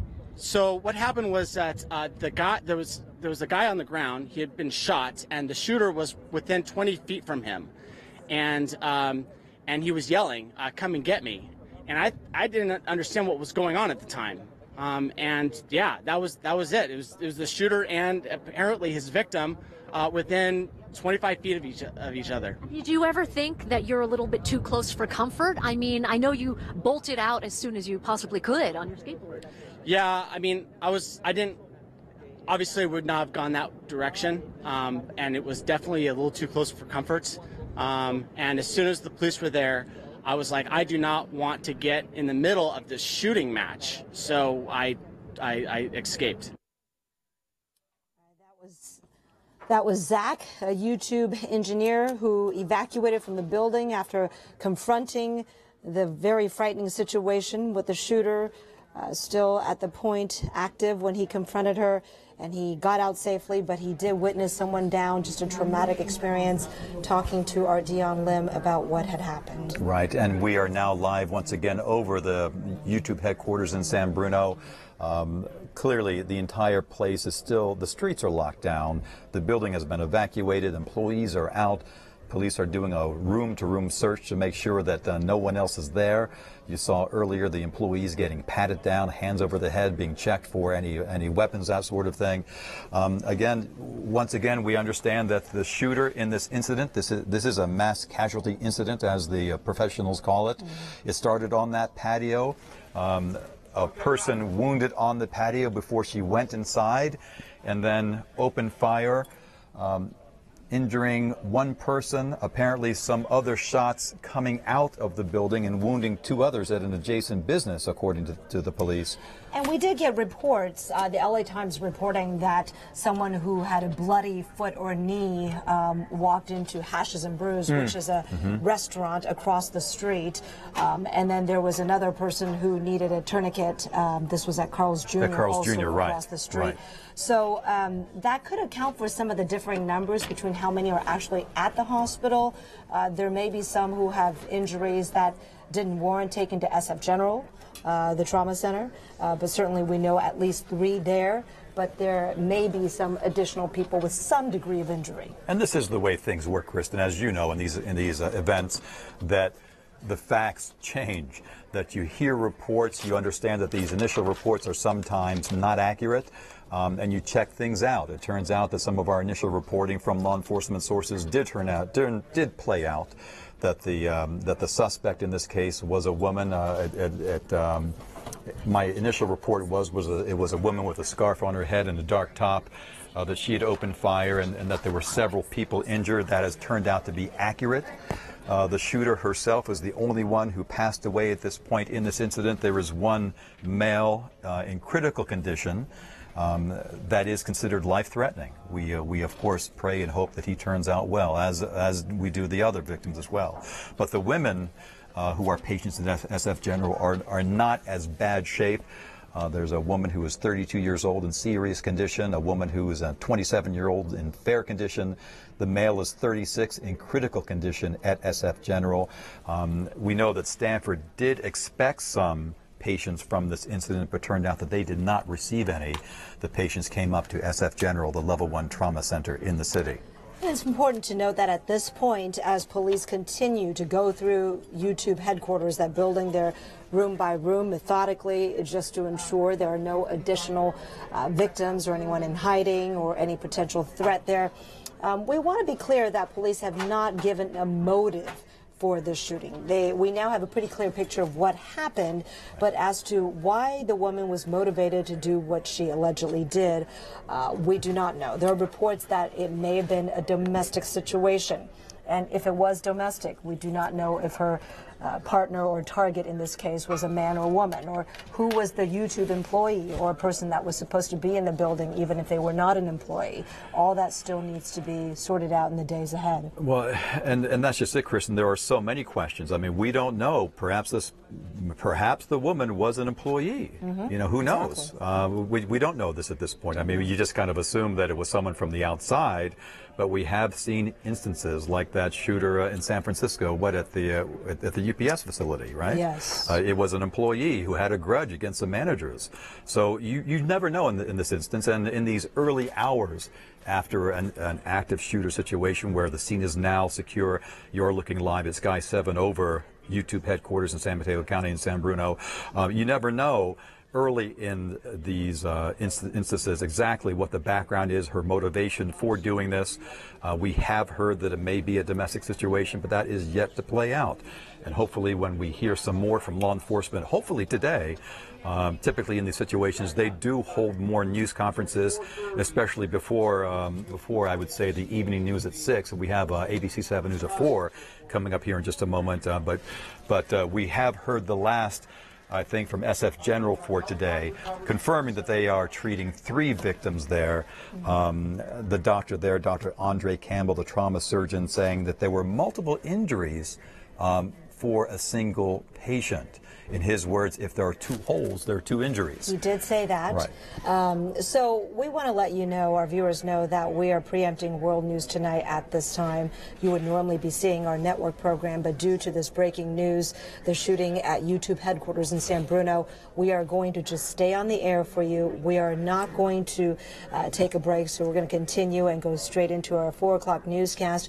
Our reporters have all been out there, and photographers, crews gathering information, talking to a lot of witnesses, people who escaped that frightening situation, as well as investigators at the scene. So we'll be able to give you a much more complete picture as we try to fill out the holes here and try to figure out what happened today. How did it come to be that the world's #1 video sharing site has become the site of the latest workplace shooting, scene of mass shooting, although our indications that it was just 3 or 4 people, it still qualifies as a mass shooting incident here. And certainly that is how SF General is treating it. And another case that will be debated for many years in terms of the political ramifications, and certainly in the near future, whether anything will be done, any political will or motivation by people on both sides of the gun violence issue, and domestic violence may come to light as well. Right, and it was very quick online, especially in the Twitterverse. There were people were just trying to imagine what could have been the reason that someone would target YouTube. They were saying, well, maybe they're cracking down on the gun videos on YouTube, and so that's the reason that someone would do it. And then we started to hear reports that perhaps this is a domestic violence situation. Yeah, we do have a statement in now from one of the co-founders of YouTube, founded in 2005 by 3 young guys. Chad Hurley is one of them, and he tweeted, "Praying for my friends at YouTube." That's what he tweeted, but so many people have responded to his tweet with thoughts and prayers and well wishes and condolences, just that something this tragic has happened at the place that he and 2 friends founded back in 2005 and then proceeded to sell 1 year later to Google for an astronomical $1.6 billion. This is kind of at the frontier of the Silicon Valley revolution, and YouTube is one of the defining names of some of the innovation in the Valley. So for this to happen right here at home in Silicon Valley, at the heart of it, has been just stunning for everyone in the industry. Tim Cook of Apple, CEO, tweeted as well, condolences. It's just really been reverberating throughout the Valley. Absolutely. And Kristen, another step that's underway right now is to help these employees deal with this on an individual level. You know that YouTube is going to be bringing in counselors, offering some mental health screening, some assistance, some counseling. Clearly, this is a huge ordeal to go through for each and every one of these employees. And as I said before, that you can't help but wonder whether they will walk in those doors tomorrow and see them in a whole different light. And you wonder what it's going to take for them to get past this, to move on, to somehow erase the violence that has happened at their headquarters that they go to every day, and to move on and put this in the place that it is, and to get back to doing what they love to do. Well, it's definitely going to take time, that is for certain. And Dan, as you know from reporting on these situations, the security at the building will certainly be looked at closely. That's a question. Right? That's right. And in fact, Kristen, we were talking about this very location that you're looking at live. I'm not sure that this is live, but this is Sky 7. That is the back patio there. This is a live picture. We were wondering how the person did get in, because there is a high wall, clearly overhead wall around that, with a heavy door that takes a password or some sort of a pass key to get through. You can see it there. We're pulling out here. There was, I guess, the chopper's just a little bit off. You can't really quite see the stairway the way we could before, but that is where the incident started. Firing outside there. Oh, there it is there. Yes, you can see it now. The door is now closed. That is heavily fortified, obviously, and a pass key. That's where the incident started. Then it went inside and to where the room was, where the gun woman was found dead of a self-inflicted gunshot wound, with one of her victims also in the same room. Apparently that person is alive. We don't know whether that is the man or one of the women who are now at SF General. The male is in critical condition, 36, female in serious, 32, and female in fair condition in 27 years old. We want to let you know to please stay with us, because we're going to continue to cover this breaking news story. Today's episode of General Hospital, by the way, will run in its entirety overnight starting at 2:08 a.m., so you won't be missing a thing. And please stay tuned right now from ABC 7 News at 4 p.m. because we have live team coverage with all of reporters out there on the breaking news story today, the YouTube shooting in San Bruno. Now from ABC 7, live breaking news. Terror at YouTube. Spotted someone with a gun. A woman opened fire on campus. They heard 7 to 8 shots being fired. Employees ran for their lives. It was very chaotic, as you can imagine. Now the woman is dead, leaving survivors to cope with the tragedy. Good afternoon. Thanks for joining us as we continue our coverage of the tragedy at YouTube, the shooting situation, and the investigation that is underway. I'm Larry Beal. And I'm Amma Dates. It all began with reports of a shooting at the YouTube campus in San Bruno at 12:46. Police arrived on scene where they found 4 injured victims and 1 person dead with what police believe was a self-inflicted gunshot wound. Evacuations quickly began for workers on the campus. You could see them in this video walking out with their hands raised. We have team coverage of today's shooting. ABC 7 News reporter Wayne Friedman is at Zuckerberg San Francisco General Hospital, where the victims were taken. Vic Lee is in San Bruno, but we begin with ABC 7 News anchor Dion Lim, who was live at YouTube headquarters and spoke with witnesses. Dion? Yeah, Larry, you'll have to forgive me. This is such a fluid situation. Details are coming in minute by minute, but this is what we know. Behind me, still a very active scene with law enforcement cordoning off the area right here before the YouTube campus along Bay Hill Drive in San Bruno. Now, details of what we know is a YouTube employee tells me just earlier this afternoon they heard gunshots in the cafeteria patio area during the lunch hour. This was right before 1 o'clock this afternoon. I even spoke to a software engineer's mother who said her son hid in a bush after he heard those gunshots but is safe. In total, just about 200 employees have been evacuated, and the 3 people who are injured include 2 women and a man, and then the shooter, described as a female, is dead after a self-inflicted gunshot wound. Let's take a listen to what San Bruno police said at their press conference this afternoon. Upon arrival, officers encountered numerous employees fleeing from the building. It was very chaotic, as you can imagine. We did encounter 1 victim with an apparent gunshot wound towards the front of the business as we arrived. Several minutes later, while conducting a search of the premises, officers located a second individual with a gunshot wound that appears to may have been self-inflicted. 2 additional victims were located several minutes later at an adjacent business. As you can imagine, with so many people at this YouTube campus, we are just getting new information on the victims' injuries that range from serious to fair and critical. We are contacting other hospitals in the area to see if there are more victims. Live in San Bruno tonight, Dion Lim, ABC 7 News. Back to you. All right, Dion, thank you so much. And we can take a live look now from Sky 7 at the scene over the YouTube campus in San Bruno. And you can see the police presence still there. Those streets, those blocks are still quiet, except for all of the police activity right now as they continue to investigate exactly what led to this shooting today. Now, many of the workers at YouTube ran to a shopping center across the street, and some of those people were injured and they needed help. ABC 7 News reporter Vic Lee talked with some of the people that helped the victims, and Vic is live on the scene for us now.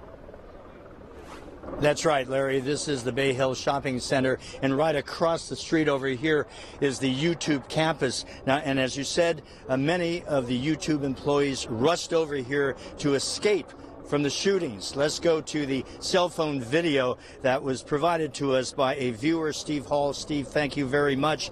The best interviews we had here were with customers and restaurant owners who helped the injured YouTube workers. You'll hear from two of them. The first is a customer at Carl's Jr. who helped an injured YouTube worker, and he himself saw some of the carnage. The second is with an owner or one of the partners at Denny's who did not want his last name used. He works at a restaurant here called Hashes and Brews. He helped two victims at his restaurant. Listen. Got the girl, walked her, we put her inside the Carl's Jr.'s on the side door. We put her in there, grabbed a bunch of napkins, put the napkins on her leg. There was another girl, she was shot, and she was laying in the courtyard. There's a courtyard with a bunch of tables here, and she was laying over here, and she was dead. And because she got shot like a lot of times, nonstop. I mean, I saw one bleeding in the face. I told them to come inside the store for safety. The woman that was with them was shot on her lower ankle.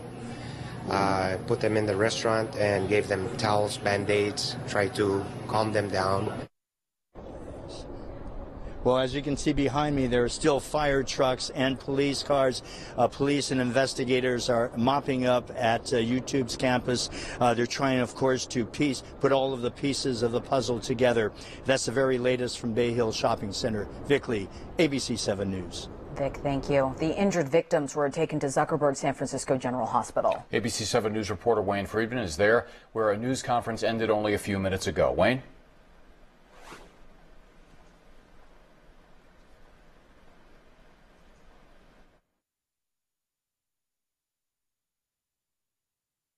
A full update, at least as full as they could make it from one of the surgeons. Let's go to some video from earlier today. There are 3 victims, 2 women, 1 man. The most critical is the man. He's 36-year-old, we're told, when he was brought in. From what we could tell in the video, he was on oxygen. There was no indication about the nature of his wounds, but the doctor this afternoon told us he was conscious. As for the 2 women, the most serious victim is 32 years old. The other woman in fair condition is 27. As patients, the hospital must protect their information. So we do know that none of the patients have gone into surgery yet. A short time ago, we heard from Dr. Andre Campbell. He is a trauma surgeon here. This is part of what he told us. I can't tell you all the specific injuries, but I can tell you one thing, is that when people are shot either in extremities or in the chest, they have significant injuries from gunshots. We've seen a lot of injuries from handguns. We've seen injuries from AK-47s or AR-15s. These are not those today, as far as we know, right? But what happens is that when they get shot, it creates a major crisis. That was Dr. Andre Campbell, who runs trauma here works in trauma at the Zuckerberg San Francisco General Hospital. That is a live picture there. He cannot tell us specifics about the patients, again, because there are privacy laws involved. But what is interesting is that the hospital said today there will be no more updates about these patients today, not until tomorrow morning, unless their conditions change. That would indicate that they are at this point stable. But as Dr. Campbell said, when you're a trauma patient, start bleeding, anything could happen. But as of this point, they have not gone into surgery, and he says, as of now, That is not necessary. When we have more information, we'll have more information and more from that press conference. Live at Zuckerberg San Francisco General Hospital in San Francisco, Wayne Friedman, ABC 7 News. Thank you, Wayne. Police radio communications from the first officers who responded to the shooting give us a first look at the timeline of how this shooting unfolded. Within minutes of their arrival onto the YouTube campus, they encountered the female suspect. Sam 6, from one of the witnesses coming in, they identified a female in a white shirt. That's the one we have down in the center court area with the gunshot wound to the chest. The responding officer told dispatchers. We were told there is a handgun about 20 feet to the south of her.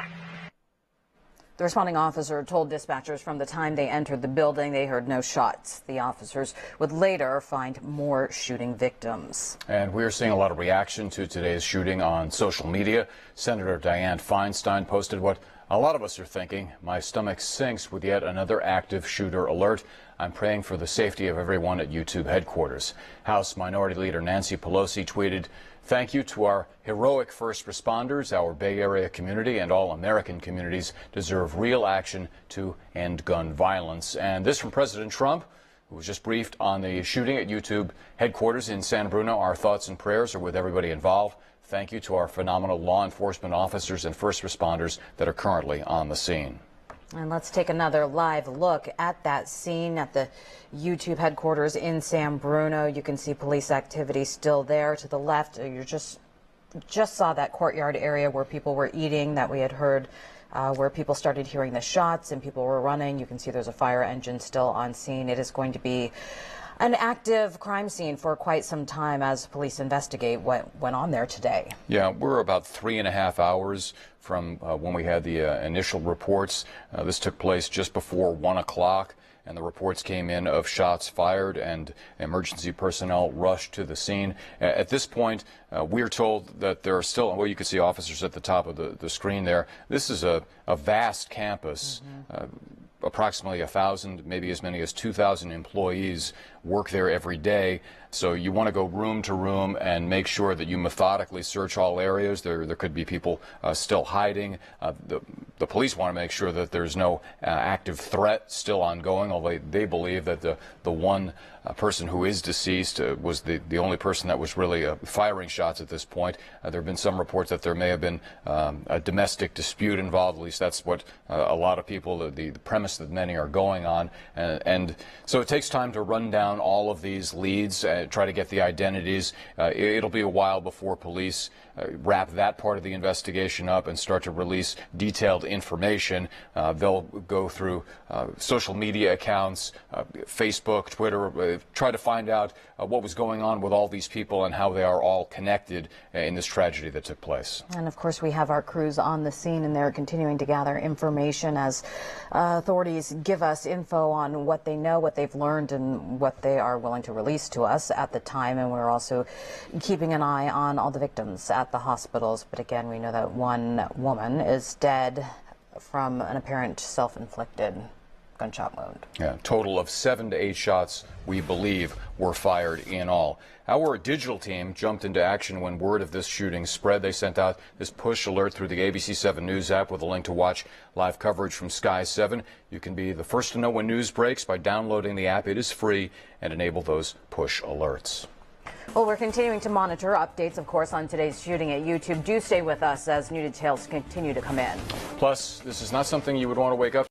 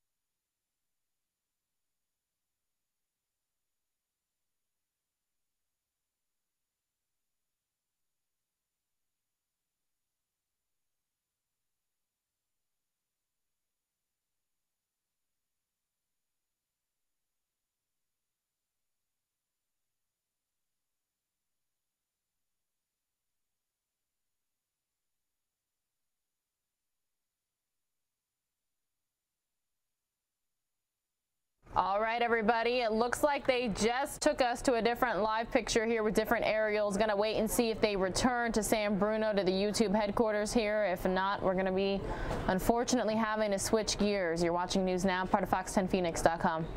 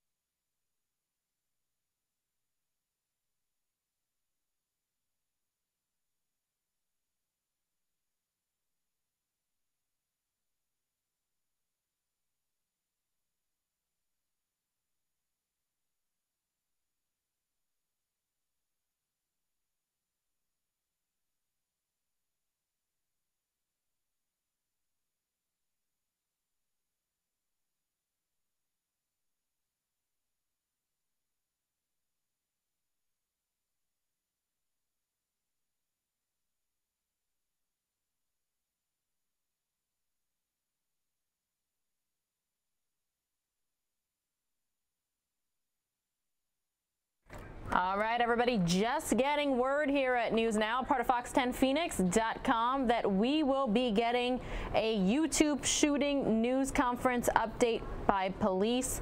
That should be happening any moment now, so you will likely see this picture change live here any second.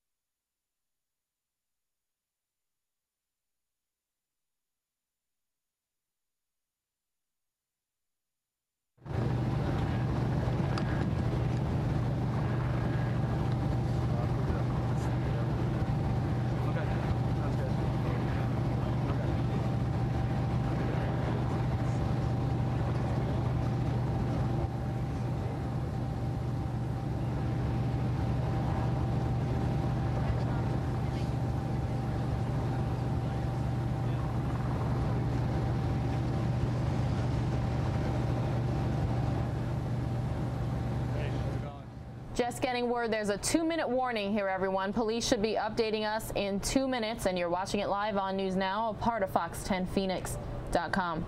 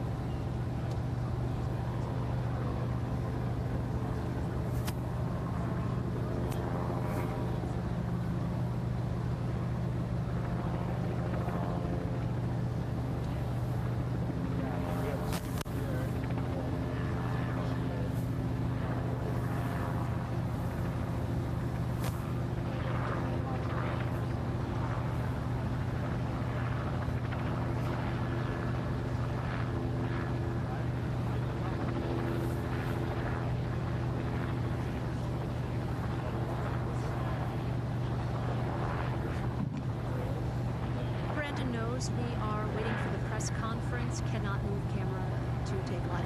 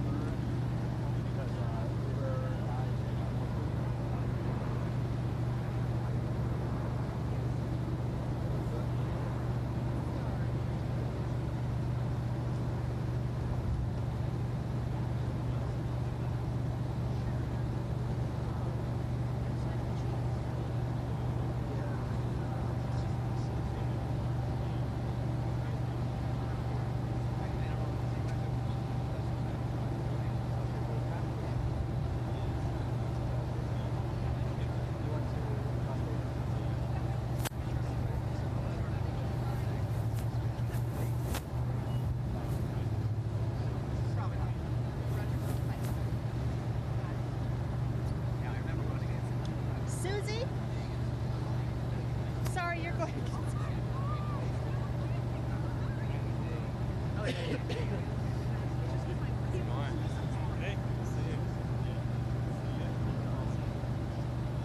You been here long? Yeah. Were you way up there? Yeah. Or the fisher on back. How was that? These are good shots? There's some good shots in there. Yeah. Things are winding down. Things looks like things are winding down. You know, it's the Christmas press. Yeah, you know, it's not the press conference. It's for 4:30. It said 4:30. That's what they said. That's what they always. Yeah, they say. How are you? You're like 30 years. Great. How are you?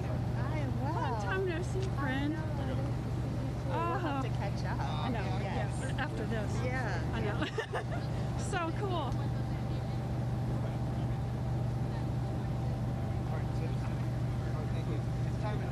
Okay, thank you.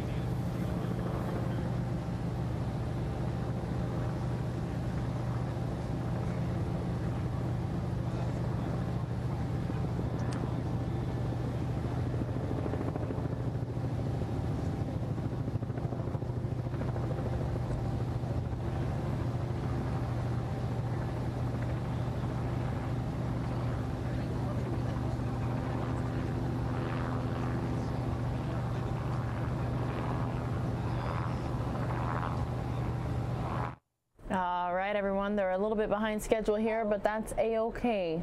You're watching News Now, part of Fox10Phoenix.com.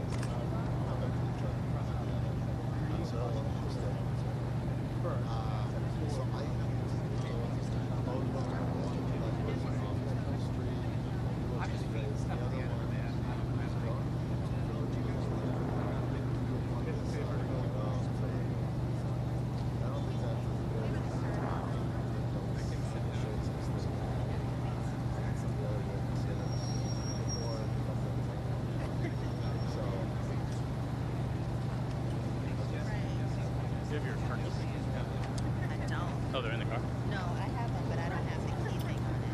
I just have the other keys. I didn't lock your car. I just stood. I can hide your lap.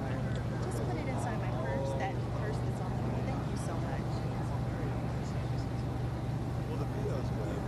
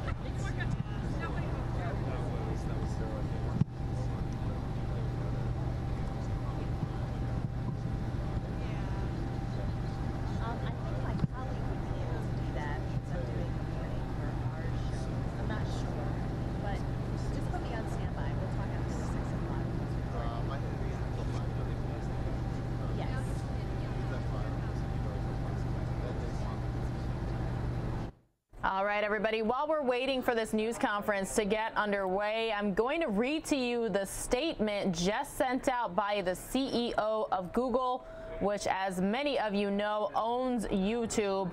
It says, everyone, earlier this afternoon, while our employees were having lunch, we received reports of an active shooter at YouTube in San Bruno. Law enforcement and our security team worked to evacuate the buildings and prioritize the safety of everyone there. The best information we have is that the situation is contained. We are very actively monitoring and working with local authorities and hospitals. It's with great sadness that I tell you, based on the latest information, 4 people were injured in this horrific act of violence. We're doing everything we can to support them and their families at this time. I'm grateful to everyone inside and outside the company for the outpouring of support and best wishes. I am especially thankful to the first responders and our own security team who acted so quickly to keep people safe. I know a lot of you are in shock right now. Over the coming days, we will continue to provide support to help everyone in our Google family heal from this unimaginable tragedy. Let's everyone come together now to support Susan and the YouTube team. That was signed by Sundar, last name Pichai, who is the CEO of Google. And when he was talking about Susan in that statement, it's Susan Wojcicki, I believe. It's Wojcicki, who is the CEO of YouTube. You're watching News Now, part of Fox10Phoenix.com. Hopefully that will clear up any confusion. Some people reporting 3 victims plus the suspect who is dead equals 4, and some are saying 4 shooting victims plus the suspect equal 5. But we did hear from a hospital saying they had 3 victims, so hopefully the San Bruno police chief, who is expected to speak here, will clear everything up for us there in Northern California.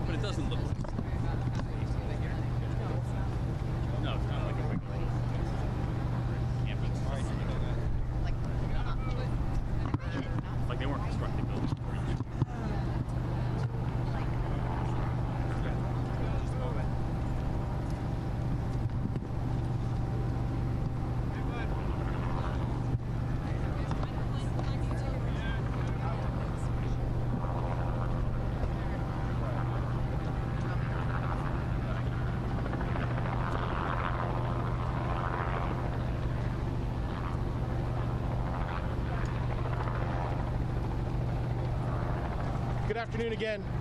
Again, my name's Ed Barberini. I'm the police chief with the San Bruno Police Department. I'm joined with a few folks and representatives from YouTube, as well as our Mayor Rico Medina and our City Manager Connie Jackson. What I want to do is give you a quick update from where we were last time and tell you what we know and where we're at. So just to clarify, when we talked about the number of victims before, we did transport 4 victims to the hospital for treatment. 3 of those victims had suffered injuries as a result of gunshot wounds.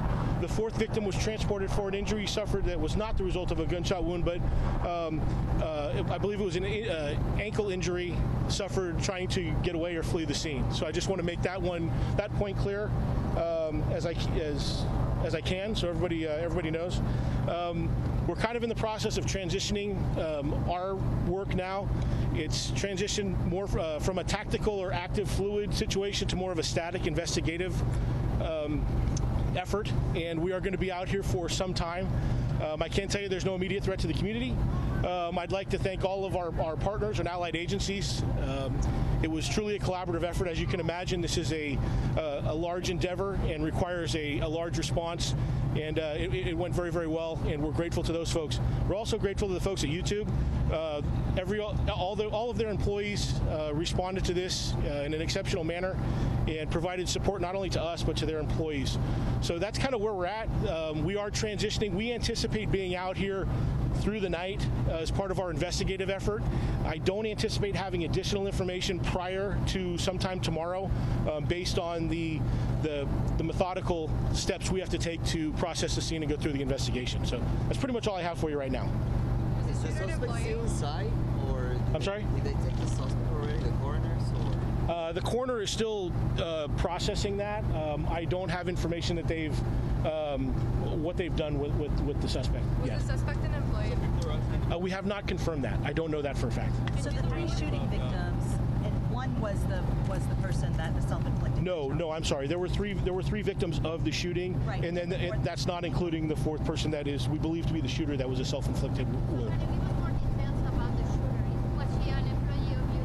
No, that was asked before. We don't know that, and frankly, it's been a very short time, and we had to work with the coroner even to ID this person. We know very, very little right now, and we probably won't know more until tomorrow. Can you tell us about the relationship? Was it a boyfriend-girlfriend situation? I don't have any information. I don't know that at all. Can you give the shooter's name? Employee badges to access the building. The door. There were people fleeing from outside the building, so my understanding is those doors were open because of people exiting the building. So I don't think that was an issue going in. Yeah, I don't have any information regarding that at all. How long did it take to evacuate all the buildings? Well, we just finished the slow, methodical search just about a half hour or so ago. The way we do it is in an active shooter situation. As you can imagine, our first priority is to address a threat. So the first officers on scene immediately entered the building to identify and stop the threat or address the threat. After we do that, we conduct a cursory search to make sure that there's no obvious threats there, and then we want to cover all the bases. So what's taken so long is that we developed search teams to search the building floor by floor, room by room, in a slow, methodical manner to make sure that we've located and identified each of the threats. And at this point, we believe that we have. Chief, can you tell us which way the suspect went in, where she shot? I believe it was in a courtyard area of the building. As far as how she entered, I don't have that, or through which door, I don't have that specific information. Can you recap what time this happened and what your officers saw when they arrived? Yeah, I believe we got calls of shots being fired at 12:46 this afternoon. We had 3 officers arrive within 2 minutes, so I think we were on scene at 12:48. They entered the building and saw obviously a large number of people fleeing the building. They encountered, as I mentioned in our earlier conference, they identified 1 victim at the front door, main entrance of the building. They checked on that person, and YouTube employees, to their credit, helped us by standing by with that person so the officers could immediately enter to go search for the threat. And then within minutes, because it's a very large building, we found what we found after that. Was the suspect domestic violence? Yeah, I don't have any information. I don't know that at all. We're not even close to that yet. What kind of weapon was used and the name of the shooter? I don't know the name of the shooter. I don't have that yet, but it was a handgun. I don't know the specific make or model. Chief, can you clarify whether the shooter, was she found outside or inside? Because I heard both. Well, it was inside the complex. There's an open area inside the complex where this took place, and she was in that vicinity. Outdoors, but on? Yes. Yeah, it was in a courtyard type area. In the cafeteria. Was she armored? I'm sorry? Was she wearing armor? The shooter? I don't have any information to suggest to know that she was. I haven't been told that. And to be clear, there was 5 people with gunshots total, including the shooter? Just 4 people? No, we transported 4 people to the hospital. One of those that were transported had a non-gunshot related injury, so they were fleeing from the scene, and I believe they twisted or broke their ankle, if I'm not mistaken. I don't know that for a fact, but there were 3 gunshot injuries that were transported to the hospital, in addition to our suspect, who we believe suffered from a self-inflicted shot. So you know the victims all employees of YouTube? I don't. Do you know that they were all employees of YouTube? I don't know who they were. I'm sorry, I don't have that information. Was she deceased before officers arrived? That's my understanding, but again, the coroner's working that all up. I don't have any of that specific information. Was in the patio of the building, you said? No, there's a courtyard open area in the building. It's inside the complex. I'll take one more, and then I'm going to sneak out of here.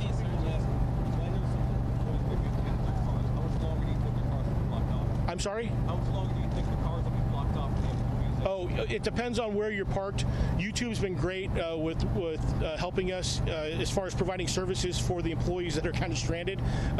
Some of those cars are located within a crime scene, so we're working on transportation and how we can help them out. We're hoping to scale everything down progressively through the night, so I can't give you specific information because a lot of it will depend on where those cars are located, because it's a fairly large complex. We're working with YouTube to provide transportation and other services to those folks. Alrighty? All the employees are evacuated. Yeah, the building is completely secure. There's no threat to any type of public safety. The onus now is on us, frankly, with law enforcement. We have our crime lab folks out here, and we have the coroner out here, and it'll be a long night for those folks. We'll be out here all night, and it'll be a long processing the scene. Transported to the hospital, right? That's correct. Okay. Alrighty, thank you very much. And again, I don't anticipate having any more information today. We'll try to provide some follow-up information tomorrow if we have some. All right, thank you. Oh, I'm sorry. Yes. I'm sorry. So Chris Dale here. I'm the head of communications for YouTube. D as in David, A-L-E. I'm just going to issue a short statement, and I'm not going to be taking any questions, but I will say this. We are an incredibly tight-knit community within YouTube, and it feels like a family. Today, it feels like the entire community of YouTube and all of the employees were victims of this crime. Our hearts go out to those who suffered in this particular attack, and our prayers are with them and their families. I also wanted to acknowledge that a debt of gratitude to Chief Barberini and the rest of the San Bruno Police Department. They're incredibly fast, and their rapid response worked very well. And so we deeply appreciate them, along with the Mayor's office and Congresswoman Jackie Spears' office. And that's all I'm going to be saying right now. But thank you. Your first and last name? First name is Chris, C-H-R-I-S. The last name is Dale, D as in David, A-L-E. Thank you. Thank you.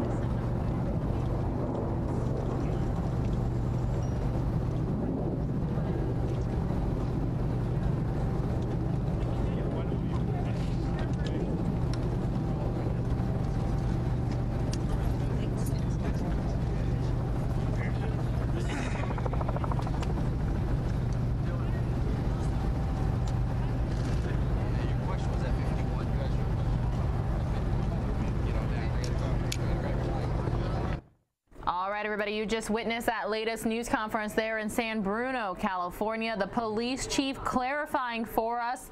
Turns out there was a total of 4 people taken to the hospital, but only 3 of them were gunshot victims. Another one had either injured or broken their ankle, and so that's why they were taken to the hospital. But again, a total of 3 shooting victims, and the suspect, who they're saying is a woman with a self-inflicted gunshot wound. So, 3 victims still in the hospital as a result of gunshot wounds. 1 dead suspect who was a woman, and another person who hurt their ankle. Very sad day for Northern California. Being told again that this all unfolded in like an outdoor courtyard area during lunchtime there at the YouTube headquarters in San Bruno, California. You're watching News Now, part of Fox10Phoenix.com. Appreciate you trusting us to bring you this live breaking news coverage today.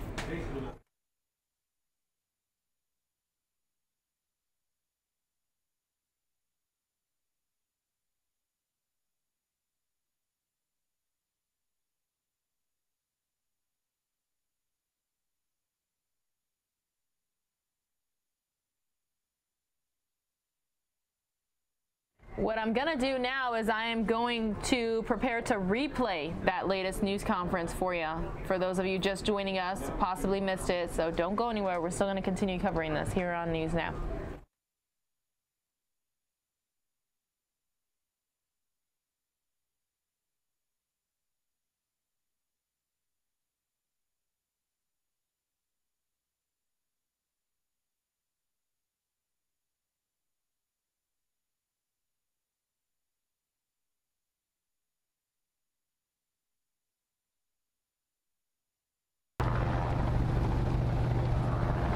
Good afternoon again.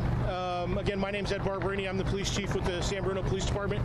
I'm joined with a few folks and representatives from YouTube, as well as our mayor, Rico Medina, and our city manager, Connie Jackson. What I want to do is give you a quick update from where we were last time and tell you what we know and where we're at.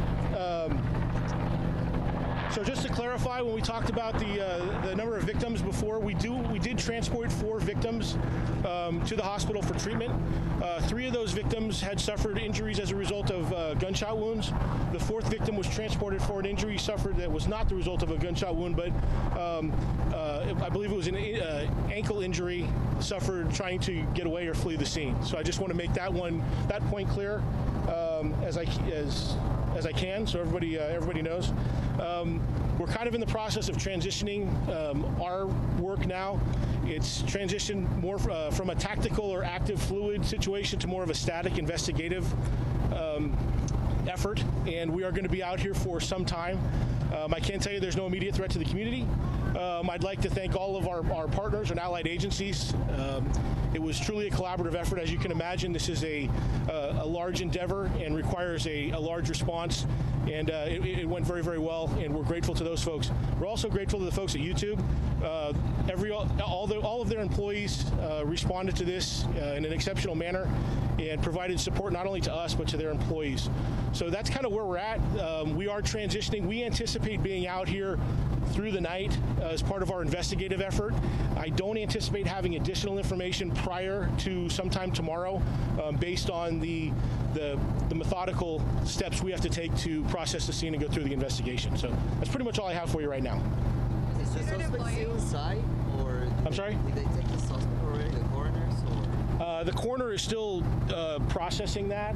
I don't have information that they've what they've done with the suspect. Was yet. the suspect an employee? We have not confirmed that. I don't know that for a fact. So the 3 shooting victims, and one was the person that was self-inflicted. No, I'm sorry. There were three victims of the shooting, right. And then that's not including the 4th person that is we believe to be the shooter that was a self-inflicted wound.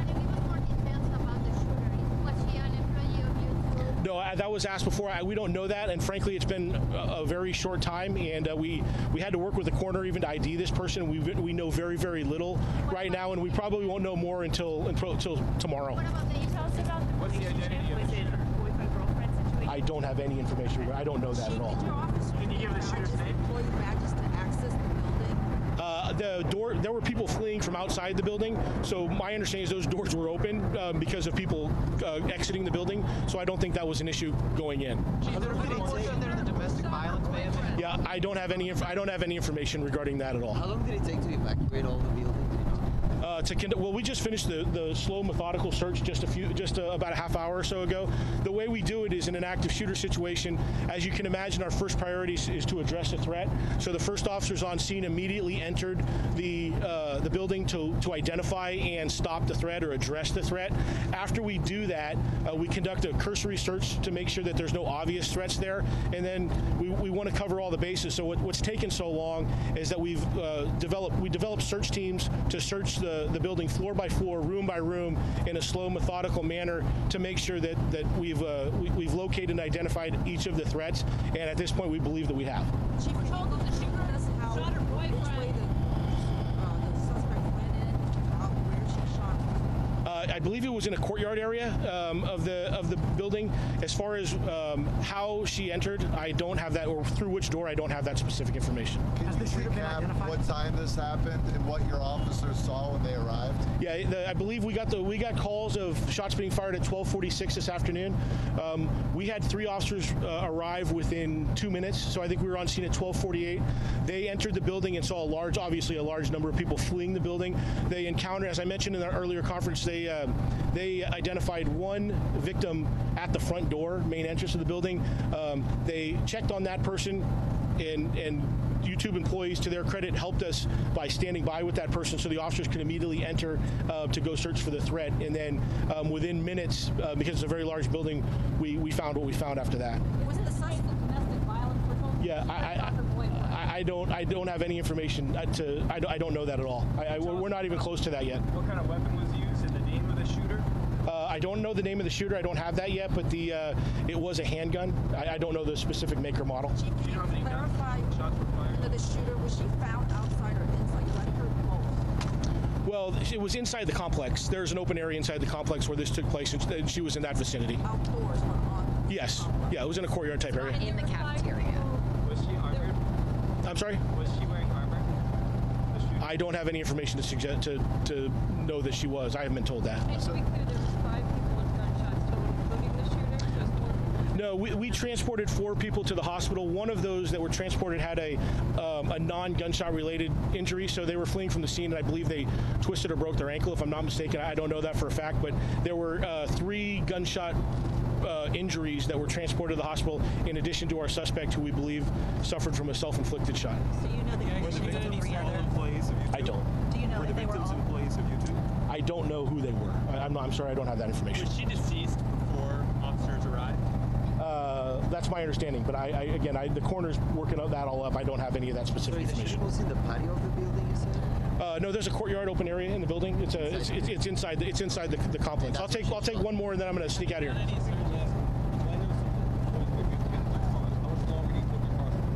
I'm sorry? How long do you think the cars will be blocked off for the employees? Oh, it depends on where you're parked.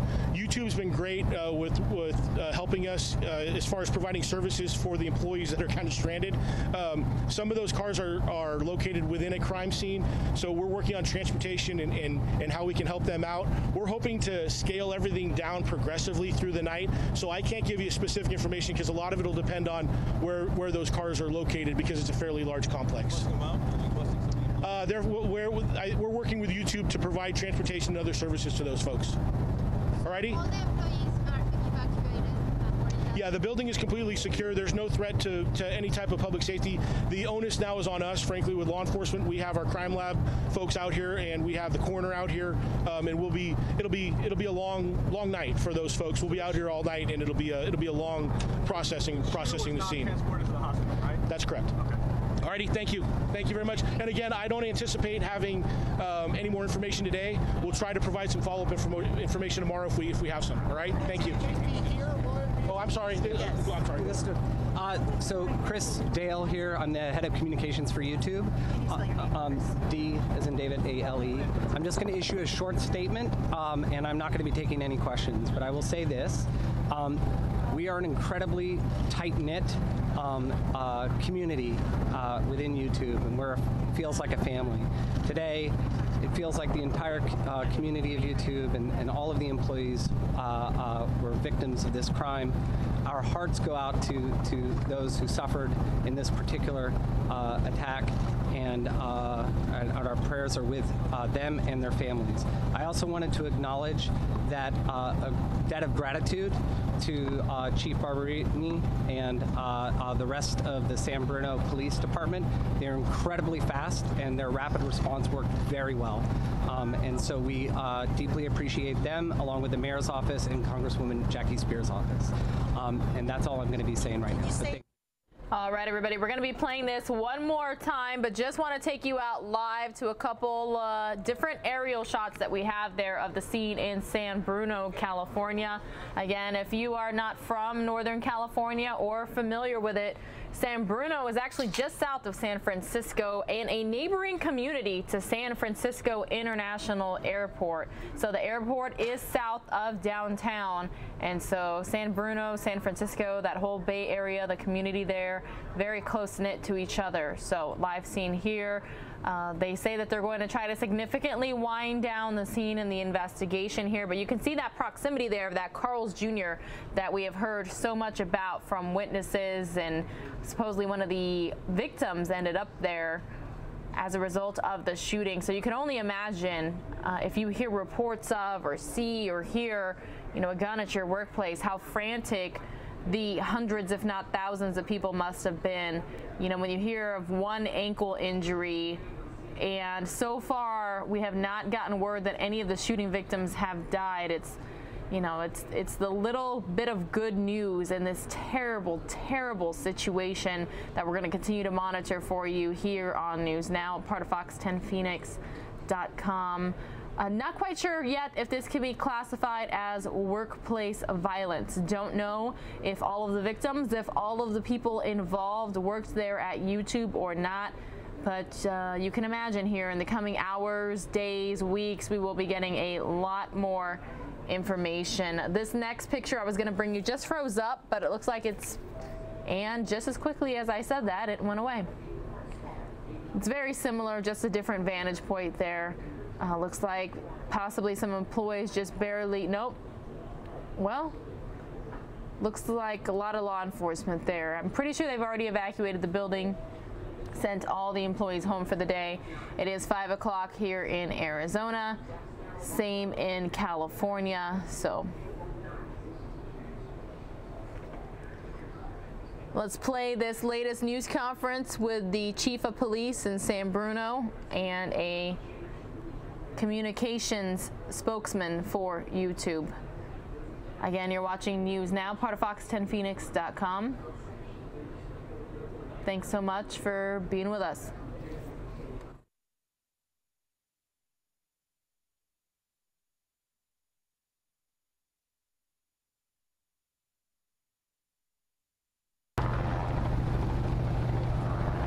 Good afternoon again. Again, my name's Ed Barberini. I'm the police chief with the San Bruno Police Department. I'm joined with a few folks and representatives from YouTube, as well as our mayor, Rico Medina, and our city manager, Connie Jackson. What I want to do is give you a quick update from where we were last time and tell you what we know and where we're at. So just to clarify, when we talked about the number of victims before, we did transport 4 victims to the hospital for treatment. 3 of those victims had suffered injuries as a result of gunshot wounds. The 4th victim was transported for an injury he suffered that was not the result of a gunshot wound, but I believe it was an ankle injury suffered trying to get away or flee the scene. So I just want to make that point clear as I can, so everybody knows. We're kind of in the process of transitioning our work now.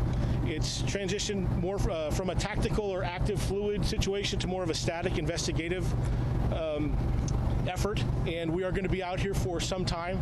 I can tell you there's no immediate threat to the community. I'd like to thank all of our partners and allied agencies. It was truly a collaborative effort. As you can imagine, this is a large endeavor and requires a large response, and it went very, very well, and we're grateful to those folks. We're also grateful to the folks at YouTube. All of their employees responded to this in an exceptional manner and provided support not only to us but to their employees. So that's kind of where we're at. We are transitioning. We anticipate being out here through the night as part of our investigative effort. I don't anticipate having additional information prior to sometime tomorrow based on the methodical steps we have to take to process the scene and go through the investigation. So that's pretty much all I have for you right now. Is the suspect still inside, or I'm sorry? Did they take the suspect already, the coroners, or? The coroner is still processing that. I don't have information that they've what they've done with the suspect. Was the suspect an employee? We have not confirmed that. I don't know that for a fact. So the 3 shooting victims, and one was the person that was self-inflicted. No, I'm sorry. There were three victims of the shooting, right. And then that's not including the 4th person that is we believe to be the shooter that was a self-inflicted wound. Can you give us more details about the shooter? Was he an employee of YouTube? No, that was asked before. We don't know that, and frankly, it's been a very short time, and we had to work with the coroner even to ID this person. We know very, very little right now, and we probably won't know more until tomorrow. What about the details about the What's the identity of the shooter? boyfriend-girlfriend situation? I don't have any information. I don't know that at all. Can you give the shooter's name? Employee badges to access the building. The door. There were people fleeing from outside the building, so my understanding is those doors were open because of people exiting the building. So I don't think that was an issue going in. Yeah, I don't have any information regarding that at all. How long did it take to evacuate all the buildings? Well, we just finished the slow, methodical search just about a half hour or so ago. The way we do it is in an active shooter situation. As you can imagine, our first priority is to address the threat. So the first officers on scene immediately entered the building to identify and stop the threat or address the threat. After we do that, we conduct a cursory search to make sure that there's no obvious threats there, and then we want to cover all the bases. So what's taken so long is that we've developed search teams to search the building floor by floor, room by room, in a slow, methodical manner to make sure that we've located and identified each of the threats. And at this point, we believe that we have. Chief, can you tell us how which way the suspect went in, where she shot? I believe it was in a courtyard area of the building. As far as how she entered, I don't have that, or through which door, I don't have that specific information. Can you recap what time this happened and what your officers saw when they arrived? Yeah, I believe we got calls of shots being fired at 12:46 this afternoon. We had 3 officers arrive within 2 minutes, so I think we were on scene at 12:48. They entered the building and saw obviously a large number of people fleeing the building. They encountered, as I mentioned in our earlier conference, they identified one victim at the front door, main entrance of the building. They checked on that person, and YouTube employees, to their credit, helped us by standing by with that person so the officers could immediately enter to go search for the threat. And then within minutes, because it's a very large building, we found what we found after that. Was it the site of domestic violence? Yeah, I don't have any information. I don't know that at all. We're not even close to that yet. What kind of weapon was used and the name of the shooter?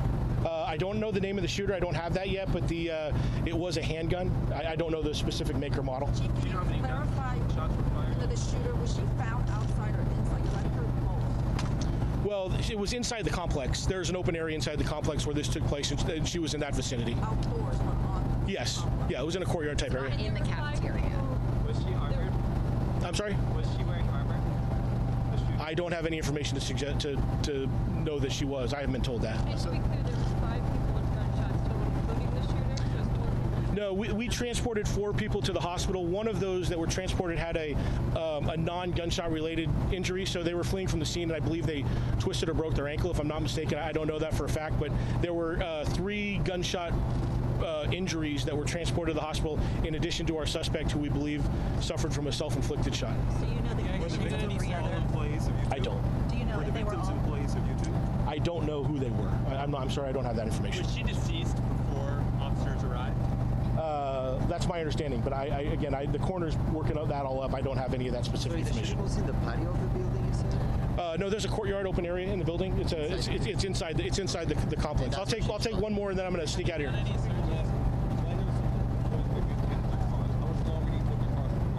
I'm sorry? How long do you think the cars will be blocked off for the employees? Oh, it depends on where you're parked. YouTube's been great with helping us as far as providing services for the employees that are kind of stranded. Some of those cars are located within a crime scene, so we're working on transportation and how we can help them out. We're hoping to scale everything down progressively through the night, so I can't give you specific information because a lot of it will depend on where those cars are located, because it's a fairly large complex. We're working with YouTube to provide transportation and other services to those folks. Alrighty? All the employees are evacuated. Yeah, the building is completely secure. There's no threat to any type of public safety. The onus now is on us, frankly, with law enforcement. We have our crime lab folks out here, and we have the coroner out here, and it'll be a long night for those folks. We'll be out here all night, and it'll be a long processing the scene. Transported to the hospital, right? That's correct. Okay. Alrighty, thank you very much. And again, I don't anticipate having any more information today. We'll try to provide some follow-up information tomorrow if we have some. All right, thank you. Oh, I'm sorry. Yes. I'm sorry. So Chris Dale here. I'm the head of communications for YouTube. D as in David, A-L-E. I'm just going to issue a short statement, and I'm not going to be taking any questions, but I will say this. We are an incredibly tight-knit community within YouTube, and feels like a family. Today, it feels like the entire community of YouTube and all of the employees were victims of this crime. Our hearts go out to those who suffered in this particular attack, and our prayers are with them and their families. I also wanted to acknowledge that a debt of gratitude to Chief Barberini and the rest of the San Bruno Police Department. They're incredibly fast, and their rapid response worked very well. And so we deeply appreciate them, along with the Mayor's office and Congresswoman Jackie Spears' office. And that's all I'm going to be saying right now.